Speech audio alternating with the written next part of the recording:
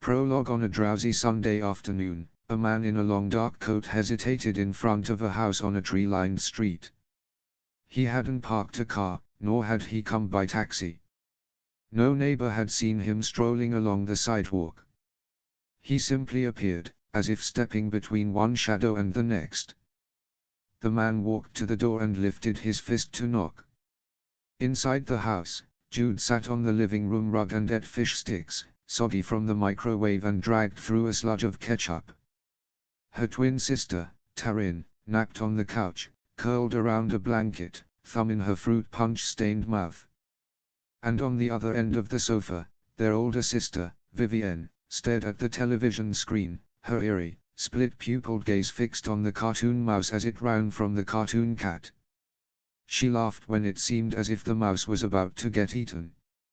Vivi was different from other big sisters, but since 7-year-old Jude and Taryn were identical, with the same shaggy brown hair and heart-shaped faces, they were different, too.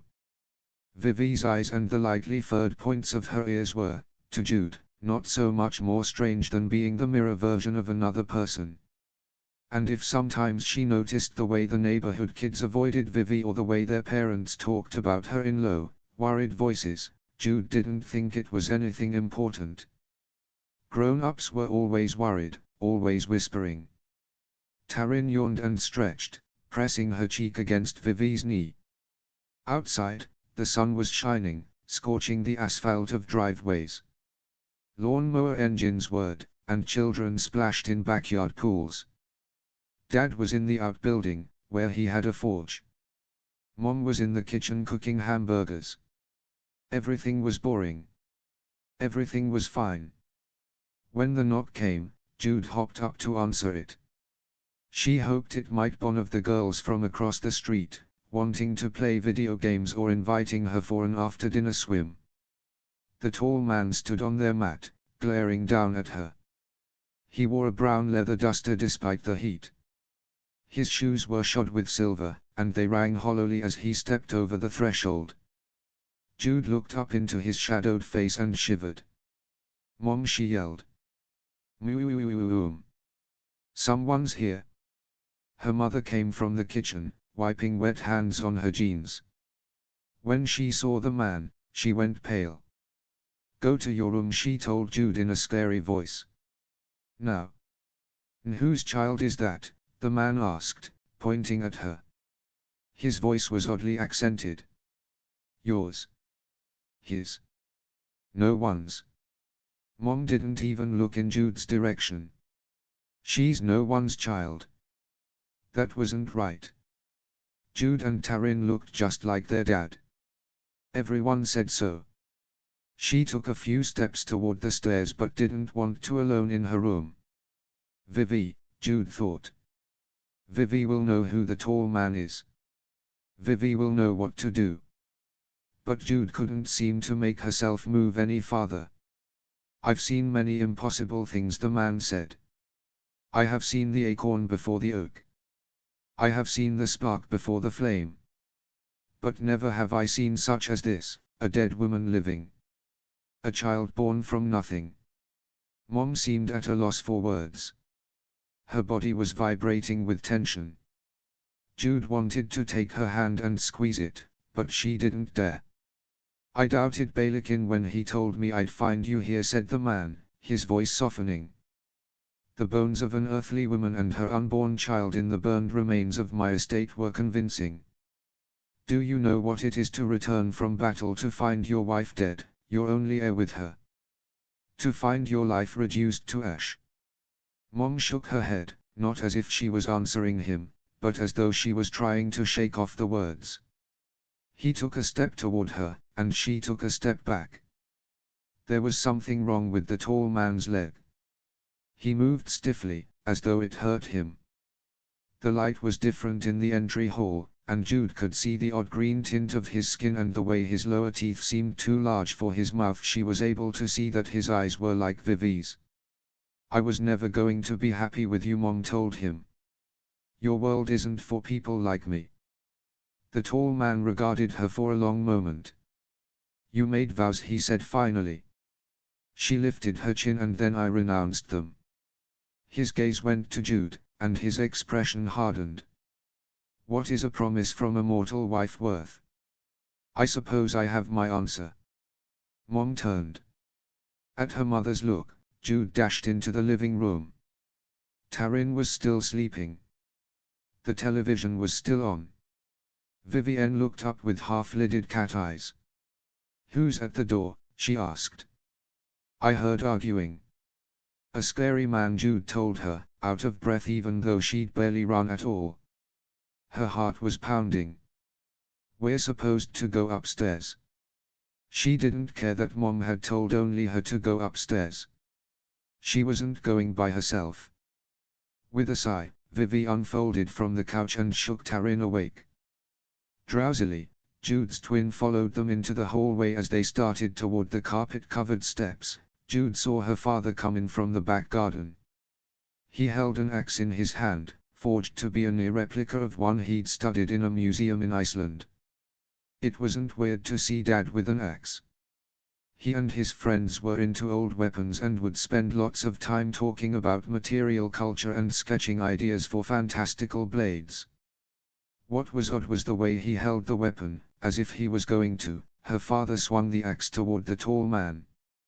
He had never raised a hand to discipline Jude or her sisters, even when they got into big trouble. He wouldn't hurt anyone. He just wouldn't. And yet. The axe went past the tall man, biting into the wood trim of the door. Taryn made an odd, high-keening noise and slapped her palms over her mouth. The tall man drew a curved blade from beneath his leather coat. A sword, like from a storybook. Dad was trying to pull the axe free from the door frame when the man plunged the sword into Dad's stomach, pushing it upward. There was a sound, like sticks snapping, and an animal cry. Dad fell to the vestibule carpet, the one Mom always yelled about when they tracked mud on it. The rug that was turning red. Mom screamed. Jude screamed. Taryn and Vivi screamed. Everyone seemed to be screaming, except the tall man. Come here, he said, looking directly at Vivi. Why, you monster, their mother shouted, moving toward the kitchen. He's dead. Do not run from me, the man told her. Not after what you've done. If you run again, I swear but she did run. She was almost around the corner when his blade struck her in the back. She crumpled to the linoleum, falling arms knocking magnets off the fridge. The smell of fresh blood was heavy in the air, like wet, hot metal. Like those scrubbing pads Mom used to clean the frying pan when stuff was really stuck on. Jude ran at the man, slamming her fists against his chest, kicking at his legs. She wasn't even scared. She wasn't sure she felt anything at all.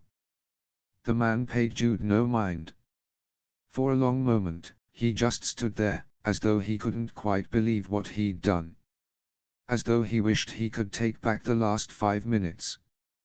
Then he sank to one knee and caught hold of Jude's shoulders. He pinned her arms to her sides so she couldn't hit him anymore, but he wasn't even looking at her. His gaze was on Vivienne.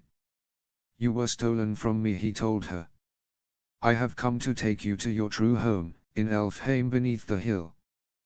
There, you will be rich beyond measure. There, you will be with your own kind. No, Vivi told him in her somber little voice. I'm never going anywhere with you. I'm your father, he told her, his voice harsh, rising like the crack of a lash. You are my heir and my blood, and you will obey me in this as in all things.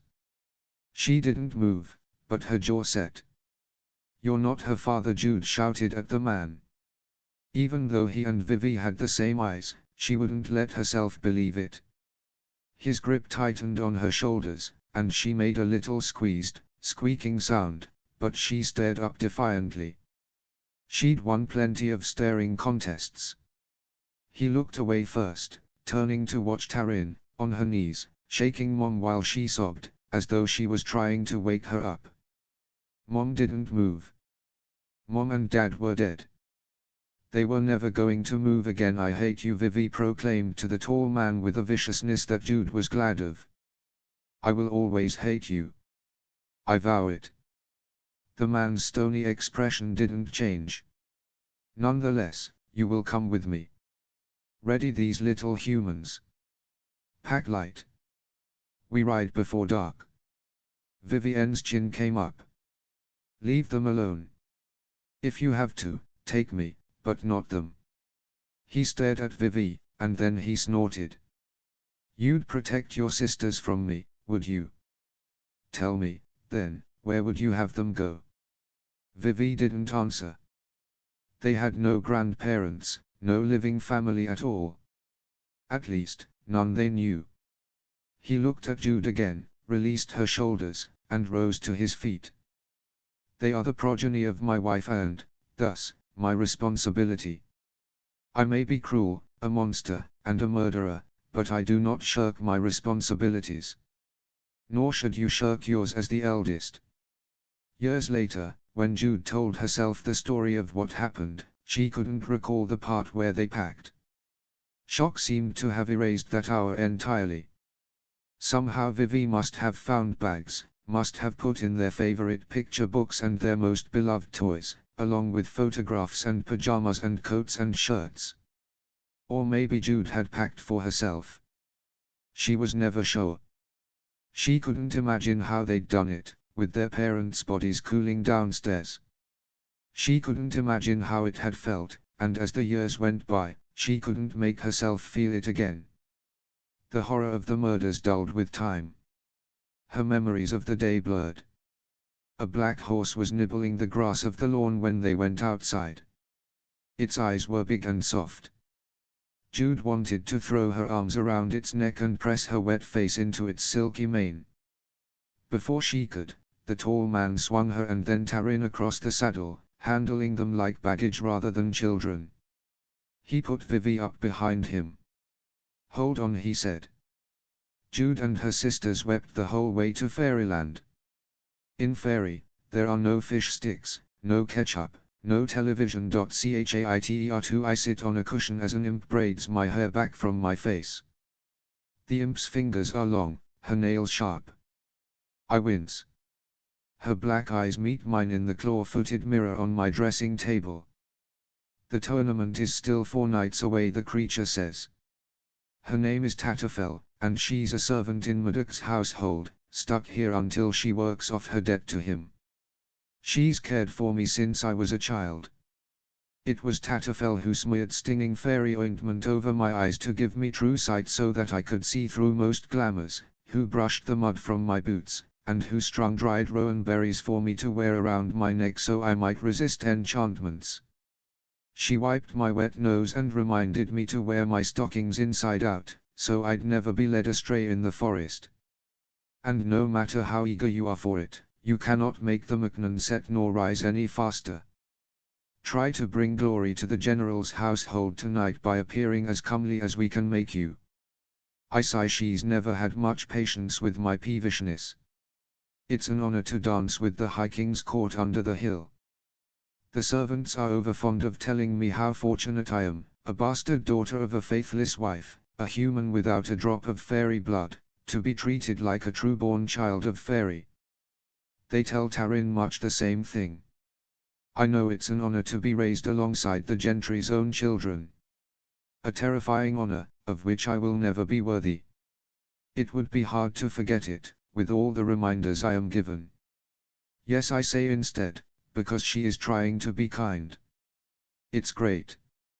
Fairies can't lie, so they tend to concentrate on words and ignore tone, especially if they haven't lived among humans. Tatterfell gives me an approving nod, her eyes like 2 wet beads of jet, neither pupil nor iris visible. Perhaps someone will ask for your hand and you'll be made a permanent member of the High Court. I want to win my place, I tell her. The imp pauses, hairpin between her fingers, probably considering pricking me with it. Don't be foolish. There's no point in arguing, no point to reminding her of my mother's disastrous marriage. There are 2 ways for mortals to become permanent subjects of the court, marrying into it or honing some great skill, in metallurgy or lute playing or whatever. Not interested in the first, I have to hope I can be talented enough for the second. She finishes braiding my hair into an elaborate style that makes me look as though I have horns. She dresses me in sapphire velvet. None of it disguises what I am, human. I put in 3 knots for luck, the little fairy says, not unkindly. I sigh as she scuttles toward the door, getting up from my dressing table to sprawl face down on my tapestry-covered bed. I am used to having servants attend to me. Imps and hobs, goblins and grigs. Gossamer wings and green nails, horns and fangs. I have been in fairy for 10 years. None of it seems all that strange anymore. Here, I am the strange one, with my blunt fingers, round ears, and mayfly life. 10 years is a long time for a human. After Mudok stole us from the human world, he brought us to his estates on Innsmire, the Isle of Might, where the High King of Elfheim keeps his stronghold. There, Mudok raised us, me and Vivienne and Tarin, out of an obligation of honor. Even though Tarin and I are the evidence of Mom's betrayal, by the customs of fairy, we're his wife's kids, so we're his problem. As the High King's general, Mudok was away often, fighting for the crown. We were well cared for nonetheless. We slept on mattresses stuffed with the soft seed heads of dandelions. Mudok personally instructed us in the art of fighting with the cutlass and dagger, the falchion and our fists. He played 9 men's Morris, Fitchel, and fox and geese with us before a fire. He let us sit on his knee and eat off his plate. Many nights I drifted off to sleep to his rumbling voice reading from a book of battle strategy. And despite myself, despite what he'd done and what he was, I came to love him. I do love him. It's just not a comfortable kind of love. Nice braids, Tarin says, rushing into my room. She's dressed in crimson velvet. Her hair is loose, long chestnut curls that fly behind her like a capelet, a few strands braided with gleaming silver thread. She hops onto the bed beside me, disarranging my small pile of threadbare stuffed animals, a koala, a snake, a black cat, all beloved of my 7-year-old self. I cannot bear to throw out any of my relics. I sit up to take a self-conscious look in the mirror. I like them. I'm having a premonition, Tarin says, surprising me. We're going to have fun tonight. Fun. I'd been imagining myself frowning at the crowd from our usual bolt hole and worrying over whether I'd do well enough in the tournament to impress one of the royal family into granting me knighthood. Just thinking about it makes me fidgety, yet I think about it constantly. My thumb brushes over the missing tip of my ring finger, my nervous tick. Yes, she says, poking me in the side. Hey. Ow. I scoot out of range. What exactly does this plan entail? Mostly, when we go to court, we hide ourselves away. We've watched some very interesting things, but from a distance. She throws up her hands. What do you mean, what does fun entail? It's fun. I laugh a little nervously. You have no idea, either, do you? Fine. Let's go see if you have a gift for prophecy. We are getting older and things are changing. We are changing. And as eager as I am for it, I am also afraid. Tarin pushes herself off my bed and holds out her arm, as though she's my escort for a dance. I allow myself to be guided from the room, my hand going automatically to assure myself that my knife is still strapped to my hip. The interior of Mudok's house is whitewashed plaster and massive, rough-cut wooden beams. The glass panes in the windows are stained grey as trapped smoke, making the light strange. As Tarin and I go down the spiral stairs, I spot Vivi hiding in a little balcony, frowning over a comic scene stolen from the human world. Vivi grins at me.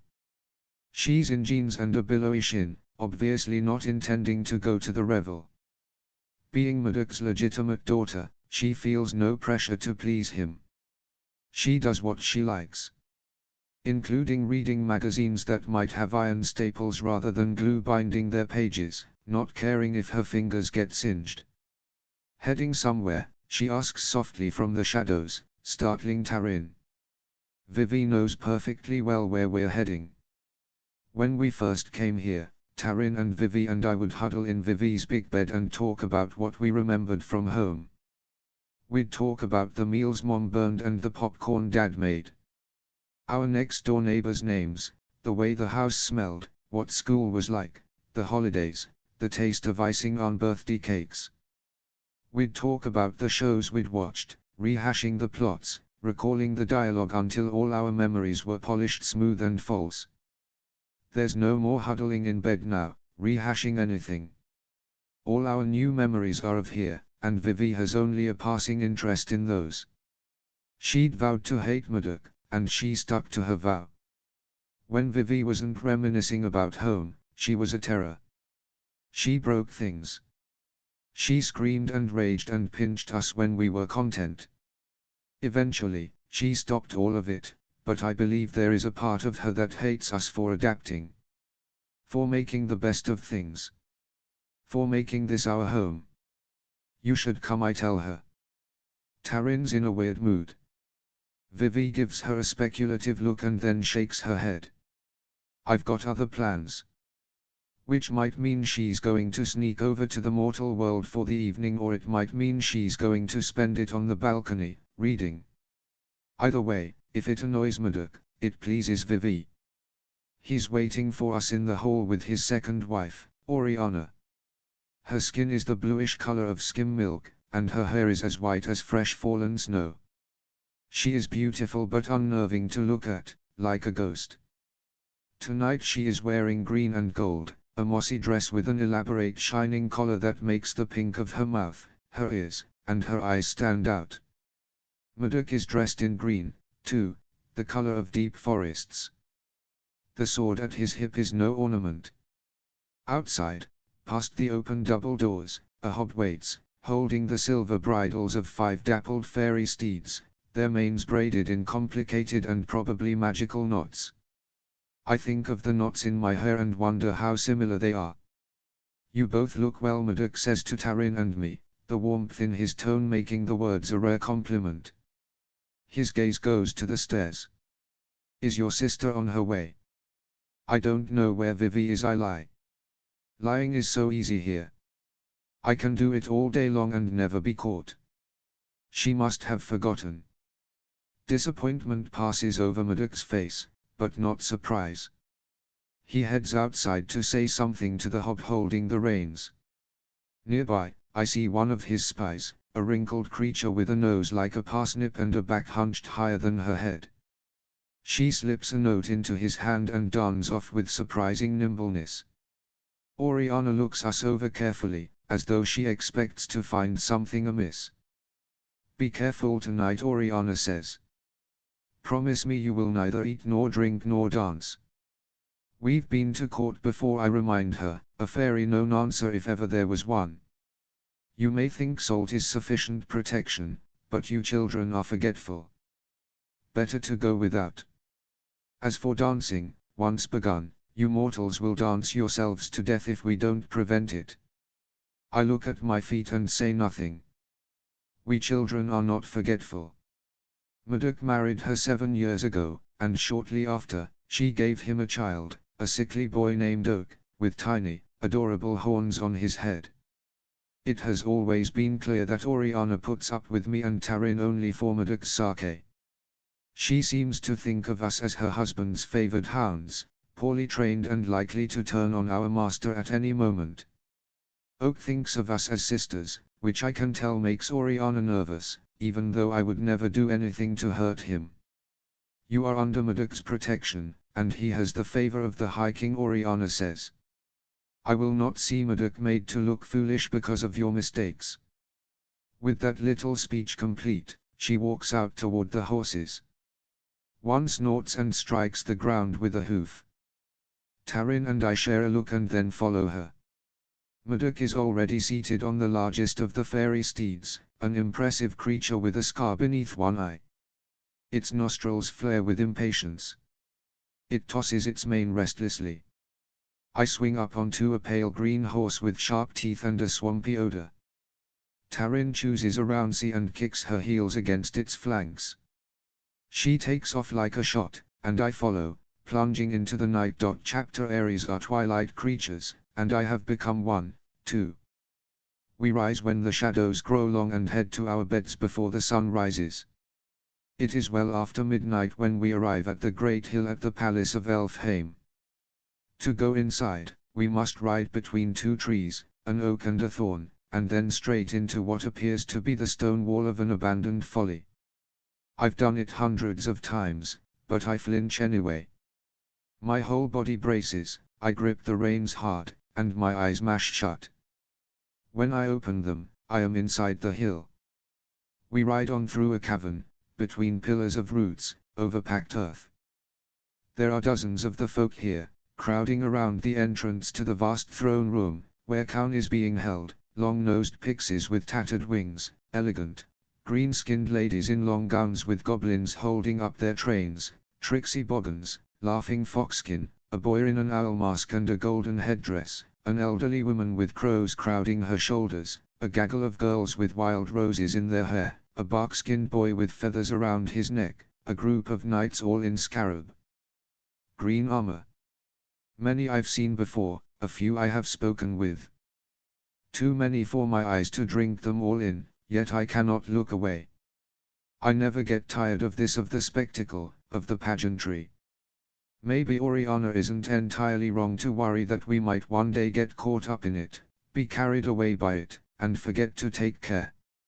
I can see why humans succumb to the beautiful nightmare of the court, why they willingly drown in it. I know I shouldn't love it as I do, stolen as I am from the mortal world, my parents murdered. But I love it all the same. Murdoch swings down from his horse. Oriana and Tarin are already off theirs, handing them over to grooms. It's me they are waiting for. Murdoch reaches out his fingers like he is going to help me, but I hop off the saddle on my own. My leather slippers hit the ground like a slap. I hope that I look like a knight to him. Oriana steps forward, probably to remind Tarin and me of all the things she doesn't want us to do. I don't give her the chance. Instead, I hook my arm through Tarin's and hurry along inside. The room is redolent with burning rosemary and crushed herbs. Behind us, I can hear Murdoch's heavy step, but I know where I am going. The first thing we have to do when we get to Kaun is greet the king. The High King Eldred sits on his throne in grey robes of state, a heavy golden oak leaf crown holding down his thin, spun gold hair. Ivan Weebo, he touches our heads lightly with his knobby, beringed hands, and then we rise. His grandmother was Queen Mab, of the House of the Greenbrier. She lived as one of the solitary fae before she began to conquer Fairy with her horned consort and his stag riders. Because of him, each of Eldred's 6 heirs are said to have some animal characteristic, a thing that is not unusual in Fairy but is unusual among the trooping gentry of the courts. The eldest prince, Balakin, and his younger brother, Dane, stand nearby, drinking wine from wooden cups banded in silver. Dane wears breeches that stop at his knees, showing his hooves and deer legs. Balakin wears the greatcoat he favors, with a collar of bear fur. His fingers have a thorn at each knuckle, and thorns ridge his arm, running up under the cuffs of his shirt, visible when he and Dane urge Murdoch over. Oriana curtsies to them. Although Dane and Balakin are standing together, they are often at odds with each other and with their sister Eloin, so often that the court is considered to be divided into 3 warring circles of influence. Prince Balakin, the firstborn, and his set are known as the Circle of Grackles, for those who enjoy merriment and who scorn anything getting in the way of it. They drink themselves sick and numb themselves with poisonous and delightful powders. His is the wildest circle, although he has always been perfectly composed and sober when speaking with me. I suppose I could throw myself into debauchery and hope to impress them. I'd rather not, though. Princess Eloin, the second-born, and her companions have the Circle of Larks. They value art above all else. Several mortals have found favor in her circle, but since I have no real skill with a lute or declaiming, I have no chance of being one of them. Prince Dane, thirdborn, leads what's known as the Circle of Falcons. Knights, warriors, and strategists are in their favor. Murdoch, obviously, belongs to this circle. They talk about honor, but what they really care about is power. I am good enough with a blade, knowledgeable in strategy. All I need is a chance to prove myself.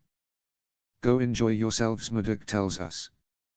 With a look back at the princes, Tarin and I head out into the throng. The palace of the King of Elfheim has many secret alcoves and hidden corridors, perfect for trysts or assassins or staying out of the way and being really dull at parties. When Tarin and I were little, we would hide under the long banquet tables. But since she determined we were elegant ladies, too big to get our dresses dirty crawling around on the floor, we had to find a better spot. Just past the second landing of stone steps is an area where a large mass of shimmering rock juts out, creating a ledge. Normally, that's where we settle ourselves to listen to the music and watch all the fun we aren't supposed to be having. Tonight, however, Tarin has a different idea. She passes the steps and grabs food off a silver tray, a green apple and a wedge of blue-veined cheese. Not bothering with salt, she takes a bite of each, holding the apple out for me to bite. Oriana thinks we can't tell the difference between regular fruit and fairy fruit, which blooms a deep gold. Its flesh is red and dense, and the cloying smell of it fills the forests at harvest time. The apple is crisp and cold in my mouth. We pass it back and forth, sharing down to the core, which I eat in 2 bites. Near where I am standing, a tiny fairy girl with a clock of white hair, like that of a dandelion, and a little knife cuts the strap of an ogre's belt. It's slick work. A moment later, his sword and pouch are gone, she's losing herself in the crowd, and I can almost believe it didn't happen. Until the girl looks back at me. She winks. A moment after that, the ogre realizes he was robbed. "I smell a thief," he shouts, casting around him, knocking over a tankard of dark brown beer, his warty nose sniffing the air. Nearby, there's a commotion, one of the candles flares up in blue crackling flames, sparking loudly and distracting even the ogre. By the time it returns to normal, the white-haired thief is well gone. With a half smile, I turn back to Tarin, who watches the dancers with longing, oblivious to much else. "We could take turns," she proposes. "If you can't stop, I'll pull you out. Then you'll do the same for me." My heartbeat speeds at the thought. I look at the throng of revelers, trying to build up the daring of someone who would rob an ogre right under his nose. Princess Eloin whirls at the center of a circle of larks. Her skin is a glittering gold, her hair the deep green of ivy. Beside her, a human boy plays the fiddle. 2 more mortals accompany him less skillfully, but more joyfully, on ukuleles. Eloin's younger sister Cilia spins nearby, with corn silk hair like her father's and a crown of flowers in it. A new ballad begins, and the words drift up to me. Of all the sons King William had, Prince Jaime was the worst, they sing. And what made the sorrow even greater, Prince Jaime was the first. I've never much liked that song because it reminds me of someone else. Someone who, along with Princess Rhea, doesn't appear to be attending tonight. But, oh no, I do see him. Prince Cardan, 6th born to the High King Eldred, yet still the absolute worst, strides across the floor toward us. Valerian, Nicasia, and Locke, his 3 meanest, fanciest, and most loyal friends, follow him. The crowd pans and hushes, bowing as they pass. Cardan is wearing his usual skull, accessorized with coal under his eyes and a circlet of gold in his midnight hair. He has on a long black coat with a high, jagged collar, the whole thing stitched with a pattern of constellations. Valerian is in deep red, cabochon rubies sparkling on his cuffs, each like a drop of frozen blood. Nicasia's hair is the blue-green of the ocean, crowned with a diadem of pearls. A glittering cobweb net covers her braids. Locke brings up the rear, looking bored, his hair the precise color of fox fur. They're ridiculous, I say to Tarin, who follows my gaze. I cannot deny that they are also beautiful. Fairy lords and ladies, just like in the songs. If we didn't have to take lessons alongside them, if I didn't know firsthand what a scourge they were to those who displeased them, I'd probably be as in love with them as everyone else is. Vivi says that Cardan has a tail, Tarin whispers. She saw it when she was swimming in the lake with him and Princess Rhea this past full moon night. I can't imagine Cardan swimming in a lake, jumping in the water, splashing people, laughing at something other than their suffering. A tail. I echo, an incredulous smile starting on my face and then fading when I remember that Vivi didn't bother to tell me the story, even though it must have happened days ago. 3 is an odd configuration of sisters. There's always one on the outside, with a tuft on the end. It coils up under his clothes and unfurls like a whip. She giggles, and I can barely understand her next words. Vivi said she wishes she had one. I'm glad she doesn't, I say firmly, which is stupid. I have nothing against tails. Then Cardan and his companions are too close for us to safely talk about them. I turn my gaze to the floor. Though I hate it, I sink to the ground on one knee, bend my head, and grit my teeth. By my side, Tarin does something similar. All around us, people are making obeisances. Don't look at us, I think. Don't look. As Valerian passes, he grabs one of my braided horns. The others move on through the throng as Valerian sneers down at me. Did you think I didn't see you there? You and your sister stand out in any crowd, he says, leaning in close. His breath is heavy with the scent of honey wine. My hand balls into a fist at my side, and I am conscious of the nearness of my knife. Still, I do not look him in the eye. No other head of hair so dull, no other face so plain, Valerian Prince Cardan calls. He is glowering already, and when he sees me, his eyes narrow further. Valerian gives my braid a hard tug. I wince, useless fury coiling in my belly. He laughs and moves on. My fury curdles into shame. I wish I had smacked his hand away, even though it would have made everything worse. Tarin sees something in my face. What did he say to you? I shake my head. Cardan has stopped beside a boy with long copper hair and a pair of small moth wings, a boy who isn't bowing. The boy laughs and Cardan lunges. Between one eye blink and the next, the prince's bald fist strikes the boy hard across the jaw, sending him sprawling. As the boy falls, Cardan grabs one of his wings. It tears like paper. The boy's scream is thin and reedy. He curls up into himself on the ground, agony plain on his face. I wonder if fairy wings grow back. I know that butterflies that lose a wing never fly again. The courtiers around us gape and titter, but only for a moment. Then they go back to their dancing and their songs, and the revel spirals on. This is how they are. Someone gets in Cardan's way, and they are instantly and brutally punished. Driven from taking lessons at the palace, sometimes out of the court entirely. Hun. Broken. As Cardan walks past the boy, apparently done with him, I am grateful that Cardan has 5 more worthy brothers and sisters. It's practically guaranteed that he'll never sit on the throne. I don't want to think of him with more power than he has. Even Nicasia and Valerian share a weighted glance. Then Valerian shrugs and follows Cardan. But Locke pauses by the boy, bending down to help him to his feet. The boy's friends come over to lead him away, and at that moment, improbably, Locke's gaze lifts. His tawny fox eyes meet mine and widen in surprise. I am immobilized, my heart speeding. I brace myself for more scorn, but then one corner of his mouth lifts. He winks, as if in acknowledgement of being caught out. As if we're sharing a secret.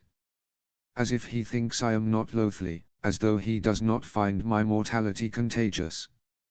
Stop staring at him, Tarin demands. Didn't you see? I start to explain, but she cuts me off, grabbing hold of me and hauling us toward the stairs, toward our landing of shimmering stone, where we can hide. Her nails sink into my skin. Don't give them any more reason to bother you than they've already got. The intensity of her response surprises me into snatching back my hand. Angry red half-moons mark where she grabbed me. I look back toward where Locke was, but the crowd has swallowed him up. Chapter as dawn breaks, I open the windows to my bedroom and let the last of the cool night air flow in as I strip off my gown dress. I feel hot all over. My skin feels too tight, and my heart won't stop racing. I've been to court before many times. I've been witness to more awfulness than wings being torn or my person insulted. Fairies make up for their inability to lie with a panoply of deceptions and cruelties. Twisted words, pranks, omissions, riddles, scandals, not to mention their revenge upon one another for ancient, half-remembered slights. Storms are less fickle than they are, seas less capricious. Like, for example, as a redcap, Murdoch needs bloodshed the way a mermaid needs the salt spray of the sea. After every battle, he ritually dips his hood into the blood of his enemies. I've seen the hood, kept under glass in the armory. The fabric is stiff and stained a brown so deep it's almost black, except for a few smears of green. Sometimes I go down and stare at it, trying to see my parents in the tide lines of dried blood. I want to feel something besides a vague queasiness.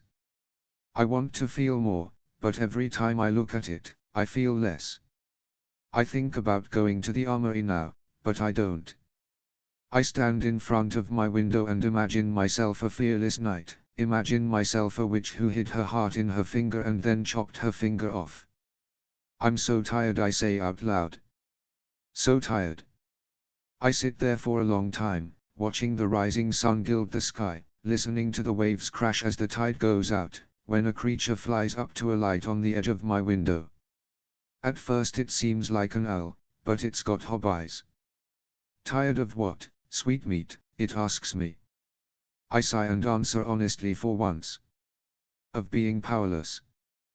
The hob studies my face, then flies off into the night. I sleep the day away and wake disoriented, battling my way out of the long, embroidered curtains around my bed. Drool has dried along one of my cheeks. I find bath water waiting for me, but it has gone tepid. Servants must have come and gone. I climb in anyway and splash my face. Living in Fairy, it's impossible not to notice that everyone else smells like verbena or crushed pine needles, dried blood or milkweed. I smell like pit sweat and sour breath unless I scrub myself clean. When Tatterfell comes in to light the lamps, she finds me dressing for a lecture, which begins in the late afternoons and stretches on into some evenings. I wear grey leather boots and a tunic with Murdoch's crest, a dagger, a crescent moon turned on its side so it rests like a cup, and a single drop of blood falling from one corner embroidered in silk thread. Downstairs, I find Tarin at the banquet table, alone, nursing a cup of nettle tea and picking at a bannock. Today, she does not suggest anything will be fun. Murdoch insists, perhaps out of guilt or shame, that we be treated like the children of Fairy. That we take the same lessons, that we be given whatever they have. Changelings have been brought to the High Count before, but none of them has been raised like gentry. He doesn't understand how much that makes them loathe us. Not that I am not grateful. I like the lessons. Answering the lecturers cleverly is something no one can take from me, even if the lecturers themselves occasionally pretend otherwise. I will take a frustrated nod in place of effusive praise. I will take it and be glad because it means I can belong whether they like it or not. Vivi used to go with us, but then she became bored and didn't bother. Murdoch raged, but since his approval of a thing only makes her despise it, all his railing just made her more determined to never, ever go back. She has tried to persuade us to stay home with her, But if Tarin and I cannot manage the machinations of the children of Fairy without quitting our lessons or running to Mudok, how will he ever believe we can manage the court, where those same machinations will play out on a grander and more deadly scale? Tarin and I set off, swinging our baskets. We don't have to leave Innsmouth to get to the High King's palace, but we do skirt the edge of two other tiny islands, Innsmouth, Isle of Stone, and Inswell, Isle of Woe. All three are connected by half-submerged rocky paths and stones large enough that it's possible to leap your way from one to the next. A herd of stags is swimming toward Innsmouth, seeking the best grazing. Tarin and I walk past the Lake of Masks and Thrutty far corner of the Milkwood, picking our way past the pale, silvery trunks and bleached leaves. From there, we spot mermaids and merrows sunning themselves near craggy caves, their scales reflecting the amber glow of the late afternoon sun. All the children of the gentry, regardless of age, are taught by lecturers from all over the kingdom on the grounds of the palace. Some afternoons we sit in groves carpeted with emerald moss, and other evenings we spend in high towers or up in trees. We learn about the movements of constellations in the sky, the medicinal and magical properties of herbs, the languages of birds and flowers and people, as well as the language of the folk, though it occasionally twists in my mouth, the composition of riddles, and how to walk soft-footed over leaves and brambles to leave neither trace nor sound. We are instructed in the finer points of the harp and the lute, the bow and the blade. Tarin and I watch them as they practice enchantments. For a break, we all play at war in a green field with a broad arc of trees. Mudok trained me to be formidable even with a wooden sword. Tarin isn't bad, either, even though she doesn't bother practicing anymore. At the summer tournament, in only a few days, our mock war will take place in front of the royal family. With Mudok's endorsement, one of the princes or princesses might choose to grant me knighthood and take me into their personal guard. It would be a kind of power, a kind of protection. And with it, I could protect Tarin, too. We arrive at school. Prince Carden, Locke, Valerian, and Nicasia are already sprawled in the grass with a few other fairies. A girl with deer horns, Posey, is giggling over something Carden has said. They do not so much as look at us as we spread our blanket and set out our notebooks and pens and pots of ink. My relief is immense. Our lesson involves the history of the delicately negotiated peace between Orla, Queen of the Undersea, and the various fairy kings and queens of the land. Nicasia is Orla's daughter, sent to be fostered in the High King's court. Many odes have been composed to Queen Orla's beauty, although, if she's anything like her daughter, not to her personality. Nicasia gloats through the lesson, proud of her heritage. When the instructor moves on to Lord Royburn of the Court of Termites, I lose interest. My thoughts drift. Instead, I find myself thinking through combinations: strike, thrust, parry, block. I grip my pen as though it were the hilt of a blade and forget to take notes. As the sun dips low in the sky, Tarin and I unpack our baskets from home, which contain bread, butter, cheese, and plums. I butter a piece of bread hungrily. Passing us, Carden kicks in onto my food right before I put it into my mouth. The other fairies laugh. I look up to see him watching me with cruel delight, like a raptor bird trying to decide whether to be bothered devouring a small mouse. He's wearing a high-collared tunic embroidered with thorns, his fingers heavy with rings. His sneer is well practiced. I grit my teeth. I tell myself that if I let the taunts roll off me, he will lose interest. He will go away. I can endure this a little longer, a few more days. Something the matter? Nicasia asks sweetly, wandering up and draping her arm over Carden's shoulder. Dirt. It's what you came from, mortal. It's what you'll return to soon enough. Take a big bite. Make me, I say before I can stop myself. Not the greatest comeback, but my palms begin to sweat. Tarin looks startled. I could, you know, says Carden, grinning as though nothing would please him more. My heart speeds. If I weren't wearing a string of rowan berries, he could ensorcel me so that I thought dirt was some kind of delicacy. Only Maduk's position would give him reason to hesitate. I do not move, do not touch the necklace hidden under the bodice of my tunic, the one that I hope will stop any glamour from working. The one I hope he doesn't discover and rip from my throat. I glance in the direction of the day's lecturer, but the elderly Fuka has his nose buried in a book. Since Carden's a prince, it's more than likely no one has ever cautioned him, has ever stayed his hand. I never know how far he'll go, and I never know how far our instructors will let him. You don't want that, do you? Valerian asks with mock sympathy as he kicks more dirt onto our lunch. I didn't even see him come over. Once, Valerian stole a silver pen of mine, and Maduk replaced it with a ruby-studded one from his own desk. This threw Valerian into such a rage that he cracked me in the back of the head with his wooden practice sword. What if we promise to be nice to you for the whole afternoon if you eat everything in your baskets? His smile is wide and false. Don't you want us for friends? Tarin looks down at her lap. No, I want to say. We don't want you for friends. I don't answer, but I don't look down, either. I meet Carden's gaze. There is nothing I can say to make them stop, and I know it.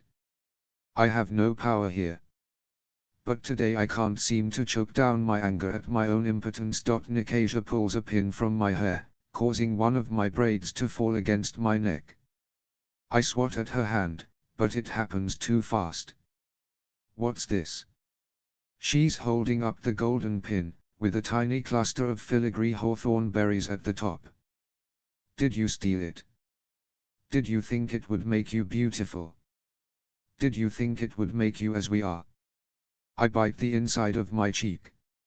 Of course I want to be like them. They are beautiful as blades forged in some divine fire. They will live forever. Valerian's hair shines like polished gold. Nikasia's limbs are long and perfectly shaped, her mouth the pink of coral, her hair the color of the deepest, coldest pan of the sea. Fox-eyed Locke, standing silently behind Valerian, his expression schooled to careful indifference, has a chin as pointed as the tips of his ears. And Carden is even more beautiful than the rest, with black hair as iridescent as a raven's wing and cheekbones sharp enough to cut out a girl's heart. I hate him more than all the others. I hate him so much that sometimes when I look at him, I can hardly breathe. You'll never be our equal, Nikasia says. Of course I won't. Oh, come on, Locke says with a careless laugh, his hand going around Nikasia's waist. Let's leave them to their misery. Jude's sorry, Tarin says quickly. We're both really sorry. She can show us how sorry she is, Carden drawls. Tell her she doesn't belong in the summer tournament. Afraid I'll win? I ask, which isn't smart. It's not for mortals, he informs us, voice chilly. Withdraw, or wish that you had. I open my mouth, but Tarin speaks before I can. I'll talk to her about it. It's nothing, just a game. Nikasia gives my sister a magnanimous smile. Valerian leers at Tarin, his eyes lingering on her curves. It's all just a game. Carden's gaze meets mine, and I know he isn't finished with me, not by a long shot.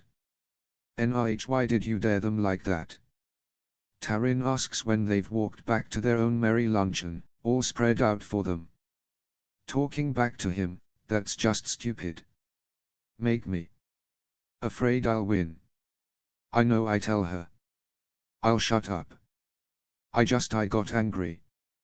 You're better off being scared, she advises. And then, shaking her head, she packs up our ruined food. My stomach growls, and I try to ignore it. They want me to be afraid, I know that. During the mock war that very afternoon, Valerian trips me, and Carden whispers foul things in my ear. I head home with bruises on my skin from kicks, from falls. What they don't realize is this: yes, they frighten me, but I have always been scared, since the day I got here. I was raised by the man who murdered my parents, reared in a land of monsters. I live with that fear, let it settle into my bones, and ignore it. If I didn't pretend not to be scared, I would hide under my eider-down coverlets in Murdoch's estate forever.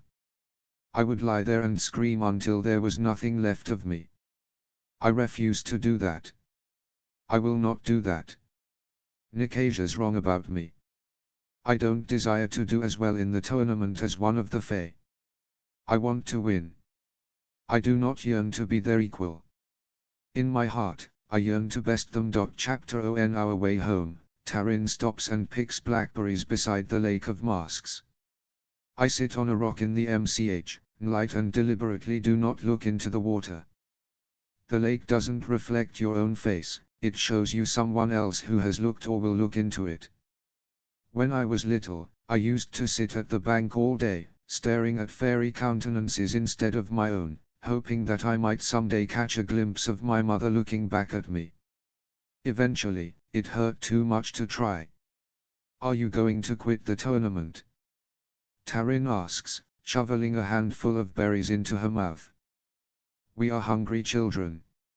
Already we are taller than Vivi, our hips wider, and our breasts heavier. I open my basket and take out a dirty plum, wiping it on my shin. It's still more or less edible. I eat it slowly, considering. You mean because of Carden and his court of jerks? She frowns with an expression just like one I might make if she was being particularly thick-headed. Do you know what they call us? She demands.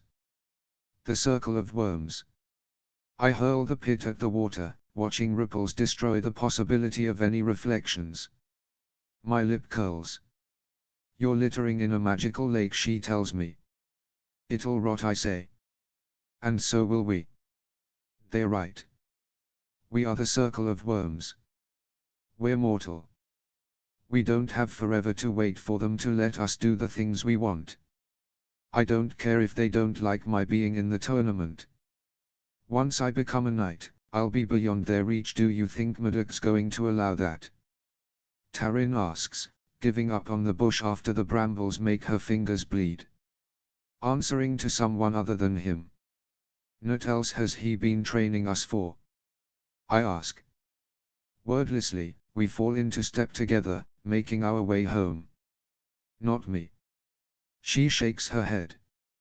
I am going to fall in love. I am surprised into laughter. So you've just decided? I didn't think it worked like that. I thought love was supposed to happen when you least expected it, like a sap to the skull. Well, I have decided, she says.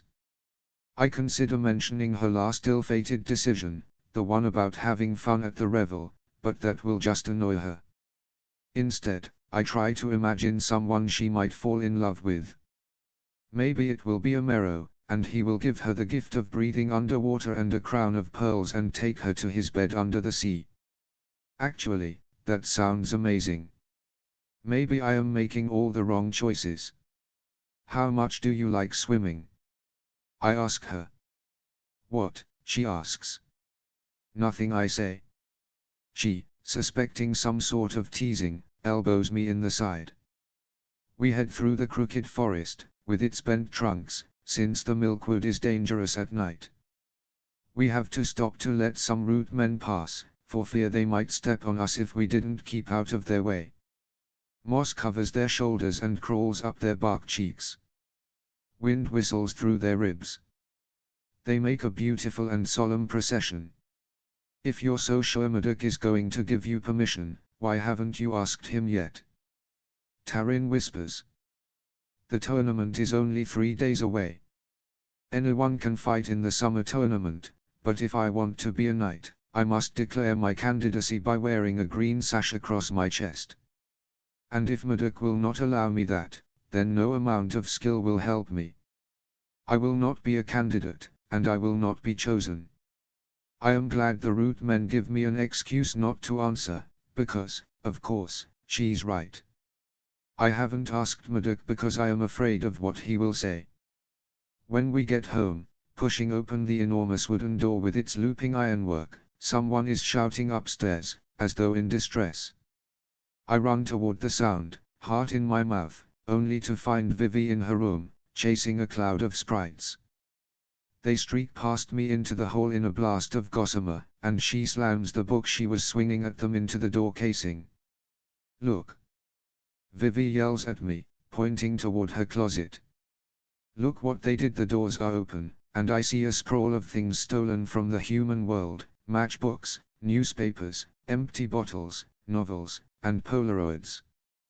The sprites had turned the matchbooks into beds and tables, shredded all the paper, and ripped out the centers of the books to nest inside. It was a full-on sprite infestation. But I am more baffled by the quantity of things Vivi has and how many of them don't seem to have any value. It's just junk. Mortal junk.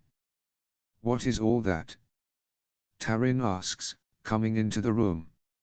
She bends down and extracts a strip of pictures, only gently chewed by sprites. The pictures are taken one right after the other, the kind you have to sit in a booth for. Vivi is in the photos, her arm draped over the shoulders of a grinning, pink-haired mortal girl. Maybe Taryn isn't the only one who has decided to fall in love. At dinner, we sit at a massive table court along all four sides with images of piping fauns and dancing imps. Fat wax pillar candles burn at the center, beside a carved stone vase full of wood sorrel. Servants bring us silver plates piled with food. We eat fresh broad beans, venison with scattered pomegranate seeds, grilled brown trout with butter, a salad of bitter herbs, and, for after, raisin cakes smothered in apple syrup. Mudok and Oriana drink canary wine, we children mix ours with water. Next to my plate and Taryn's is a bowl of salt. Vivi pokes at her venison and then licks blood from her knife.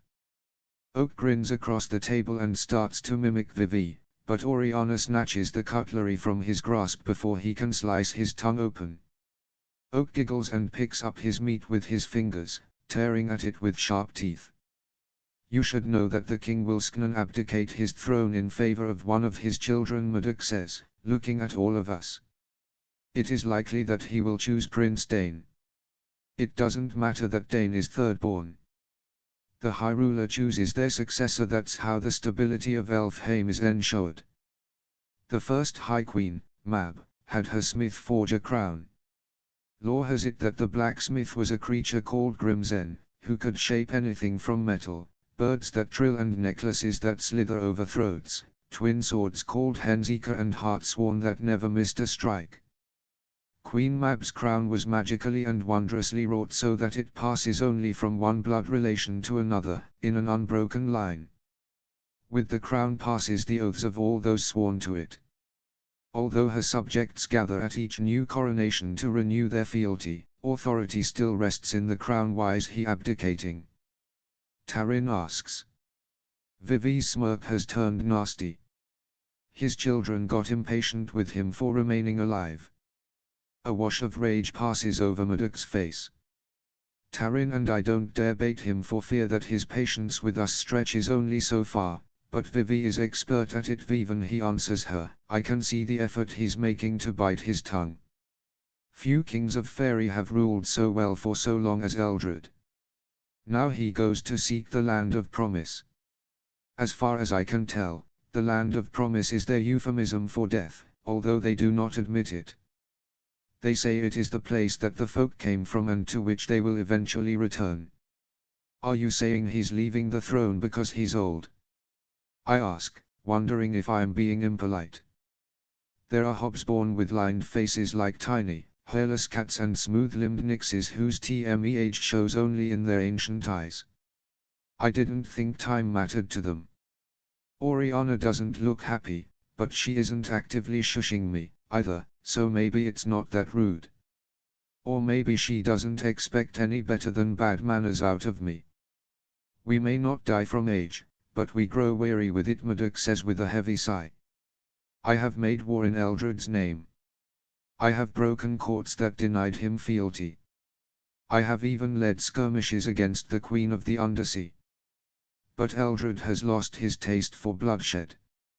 He allows those under his banners to rebel in small and large ways even as other courts refuse to submit to us. It's time to ride to battle.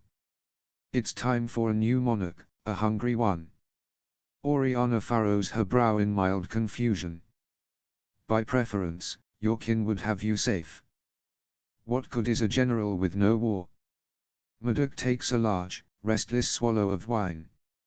I wonder how often he needs to wet his cap with fresh blood. The new king's coronation will be at the autumn solstice. Worry not. I have a plan to ensure our futures. Only concern yourselves with making ready for a great deal of dancing. I am wondering what his plan might be when Tarin kicks me under the table. Nihen, I turn to glare at her, she raises both brows. Ask him, she mouths. Murdoch looks in her direction. Yes. Jude wants to ask you something, Tarin says. The worst pan is, I think she believes she's helping. I take a deep breath. At least he seems to be in a good mood. I've been thinking about the tournament. I imagined saying these words many, many times, but now that I am actually doing it, they don't seem to come out the way I planned. I'm not bad with a sword. You do yourself too modest, Murdoch says. Your bladesmanship is excellent. That seems encouraging. I look over at Tarin, who appears to be holding her breath. Everyone at the table has gone still except for Oak, who taps his glass against the side of his plate. I am going to fight in the summer tournament, and I won't declare myself ready to be chosen for knighthood. Murdoch's brows go up. That's what you want. It's dangerous work. I nod. I'm not afraid. Interesting, he says. My heart thuds dully in my chest. I have thought through every aspect of this plan except for the possibility that he won't allow it. I want to make my own way at the court, I say. You're no killer, he tells me. I flinch, my gaze coming up to his. He looks back at me steadily with his golden cat eyes. I could be, I insist. I've been training for a decade. Since you took me, I do not say, although it must be in my eyes. He shakes his head sadly. What you lack is nothing to do with exponents. No, but I begin. Enough. I have made my decision, he says, raising his voice to cut me off. After a moment when we both are silent, he gives me a conciliatory half smile. Fight in the tournament if you like, for sport, but you will not put on the green sash. You're not ready to be a knight. You can ask me again after the coronation, if your heart's still set on it. And if it's a whim, that will be time enough for it to pass. This is no whim. I hate the desperation in my voice, but I have been counting down the days to the tournament. The idea of waiting months, just so he can turn me down again, fills me with wild despair. Murdoch gives me an unreadable look. After the coronation, he repeats. I want to scream at him, do you know how hard it is to always keep your head down? To swallow insults and endure outright threats. And yet I have done so. I thought it proved my toughness. I thought if you saw I could take whatever came at me and still smile, you would see that I was worthy. You're no killer. He has no idea what I am. Maybe I don't know, either. Maybe I never let myself find out. Prince Dane will make a fine king, Oriana says, deftly shifting the conversation back to pleasant things. A coronation means a month of balls. We will need new dresses. She seems to include Tarin and me in this sweeping statement. Magnificent ones. Murdoch nods, smiling his toothy smile. Yes, yes, as many as you like. I would have you look your finest and dance your hardest. I try to breathe slowly, to concentrate on just one thing. The pomegranate seeds on my plate, shining like hen under scolbys, wet with venison after the coronation, Madhu said. I try to focus on that. It only feels like never. I'd love to have a gown dress like the ones I have seen in Oriana's wardrobe, opulent patterns intricately stitched on skirts of gold and silver, each as beautiful as the dawn. I focus on that, too. But then I go too far and imagine myself in that dress, sword at my hip, transformed, a true member of the court, a knight in the circle of falcons. And Cardan watching me from across the room, standing beside the king, laughing at my pretension. Laughing like he knows this is a fantasy that won't ever be real. I pinch my leg until pain washes everything away.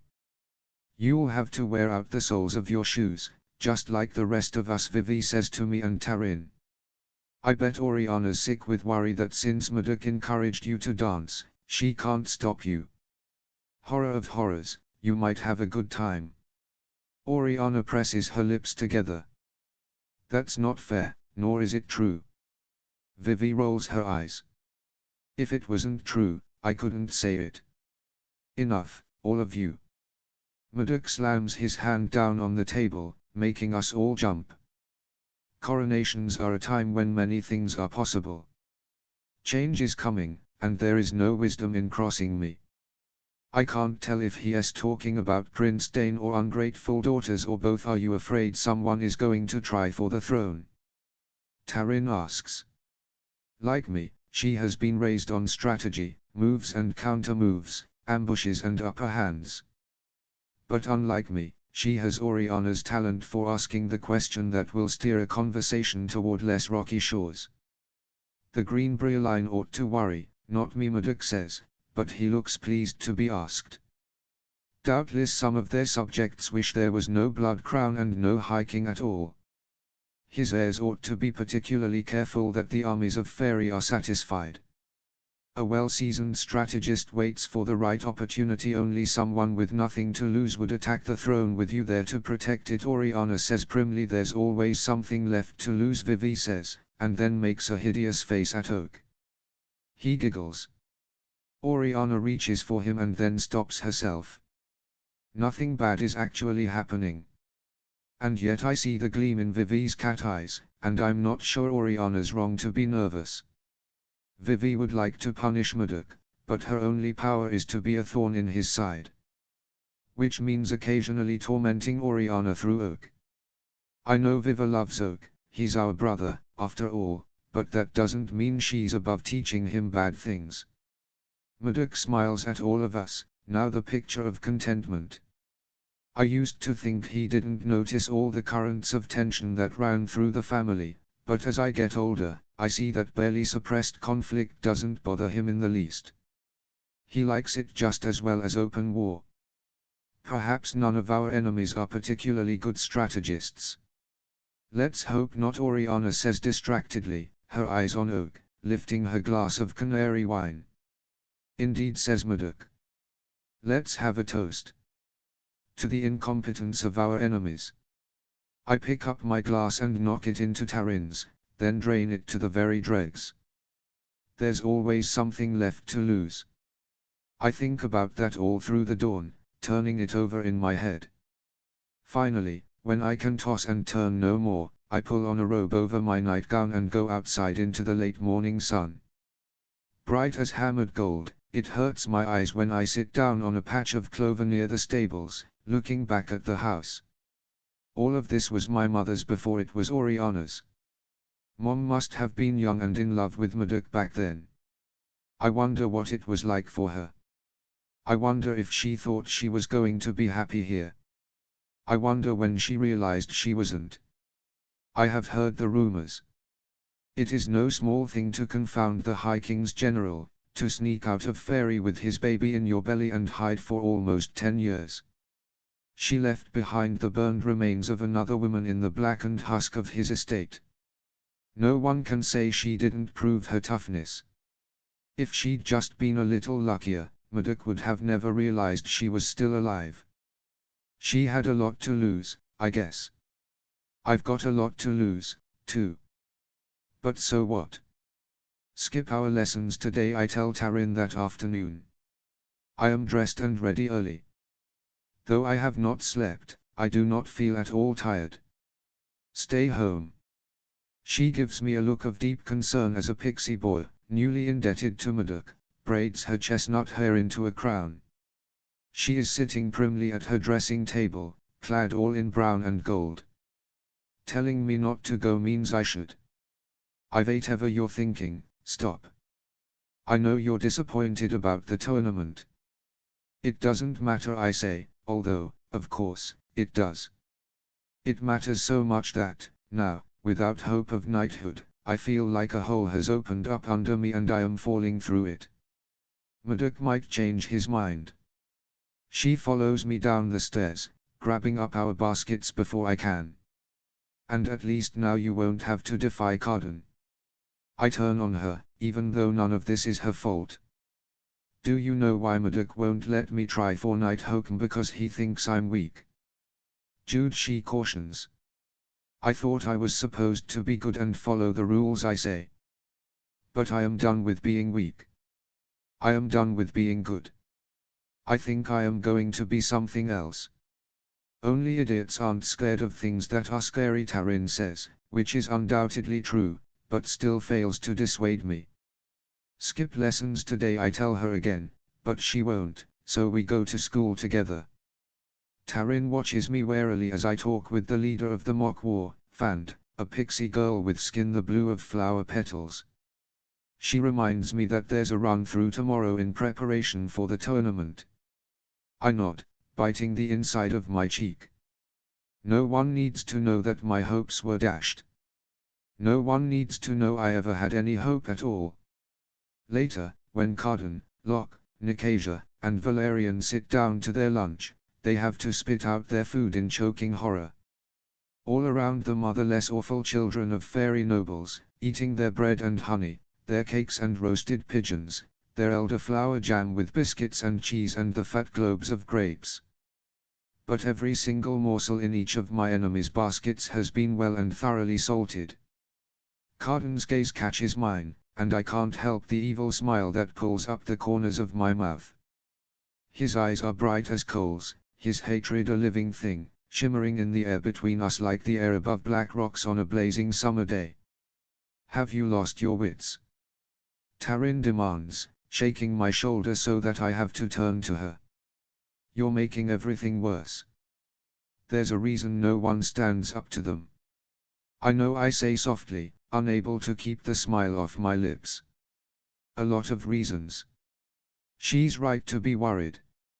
I just declared war. Chapter I've told this story all wrong. There are things I really ought to have said about growing up in Fairy. I left them out of the story, mostly because I am a coward. I don't even like to let myself think about them. But maybe knowing a few relevant details about my past will make more sense of why I'm the way I am. How fear seeped into my marrow. How I learned to pretend it away. So here are 3 things I should have told you about myself before, but didn't. 1. When I was 9, one of Murdoch's guards bit off the very top of the ring finger on my left hand. We were outside, and when I screamed, he pushed me hard enough that my head smacked into a wooden post in the stables. Then he made me stand there while he chewed the piece he'd bitten off. He told me exactly how much he hated mortals. I bled so much you wouldn't think that much blood could come out of a finger. When it was over, he explained that I better keep what happened secret, because if I didn't, he'd eat the rest of me. So, obviously, I didn't tell anyone. Until now, when I am telling you. 2. When I was 11, I was spotted hiding under the banquet table at one of the revels by a particularly bored member of the gentry. He dragged me out by one foot, kicking and squirming. I don't think he knew who I was, at least, I tell myself he didn't. But he compelled me to drink, and so I drank, the grass-green fairy wine slipping down my throat like nectar. He danced me around the hill. It was fun at first, the kind of terrifying fun that makes you screech to be put down half the time and feel dizzy and sick the rest. But when the fun wore off and I still couldn't stop, it was just terrifying. It turned out that my fear was equally amusing to him, though. Princess Eloine towned me at the end of the revel, puking and crying. She didn't ask me a single thing about how I got that way, She just handed me over to Oriana like I was a misplaced jacket. We never told Murdoch about it. What would have been the point? Everyone who saw me probably thought I was having a grand old time. 3 When I was 14 and Oak was 4, he glamoured me. He didn't mean to, well, at least he didn't really understand why he shouldn't. I wasn't wearing any protective charms because I'd just come out of a bath. Oak didn't want to go to bed. He told me to play dolls with him, so we played. He commanded me to chase him, so we played chase through the halls. Then he figured out he could make me slap myself, which was very funny. Tatterfell came upon us hours later, took a good look at my reddened cheeks and the tears in my eyes, and then ran for Oriana. For weeks, a giggling Oak tried to glamour me into getting him sweets or lifting him above my head or spitting at the dinner table. Even though it never worked, even though I wore a strand of rowan berries everywhere after that, it was all I could do for months not to strike him to the floor. Oriana has never forgiven me for that restraint. She believes my not revenging myself on him then means I plan to revenge myself in the future. Here's why I don't like these stories. They highlight that I am vulnerable. No matter how careful I am, eventually I'll make another misstep. I am weak. I am fragile. I am mortal. I hate that most of all. Even if, by some miracle, I could be better than them, I will never be one of them. They don't wait long to retaliate. For the rest of the afternoon and early evening, we receive lessons in history. A cat-headed goblin named Yarrow recites ballads and asks us questions. The more correct answers I give, the angrier Carden grows. He makes no secret of his displeasure, drawling to Locke about how boring these lessons are and sneering at the lecturer. For once, we're done before dark has fully fallen.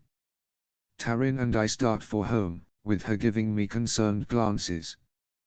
The light of sunset filters through the trees, and I take a deep breath, drinking in the scent of pine needles.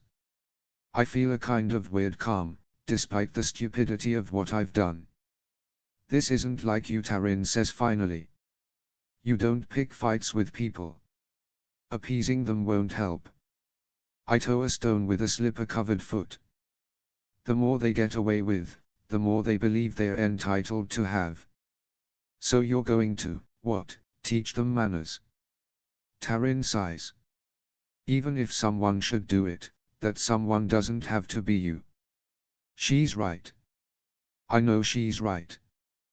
The giddy fury of this afternoon will fade, and I will regret what I've done. Probably after a gok long sleep, I'll be as horrified as Taryn is.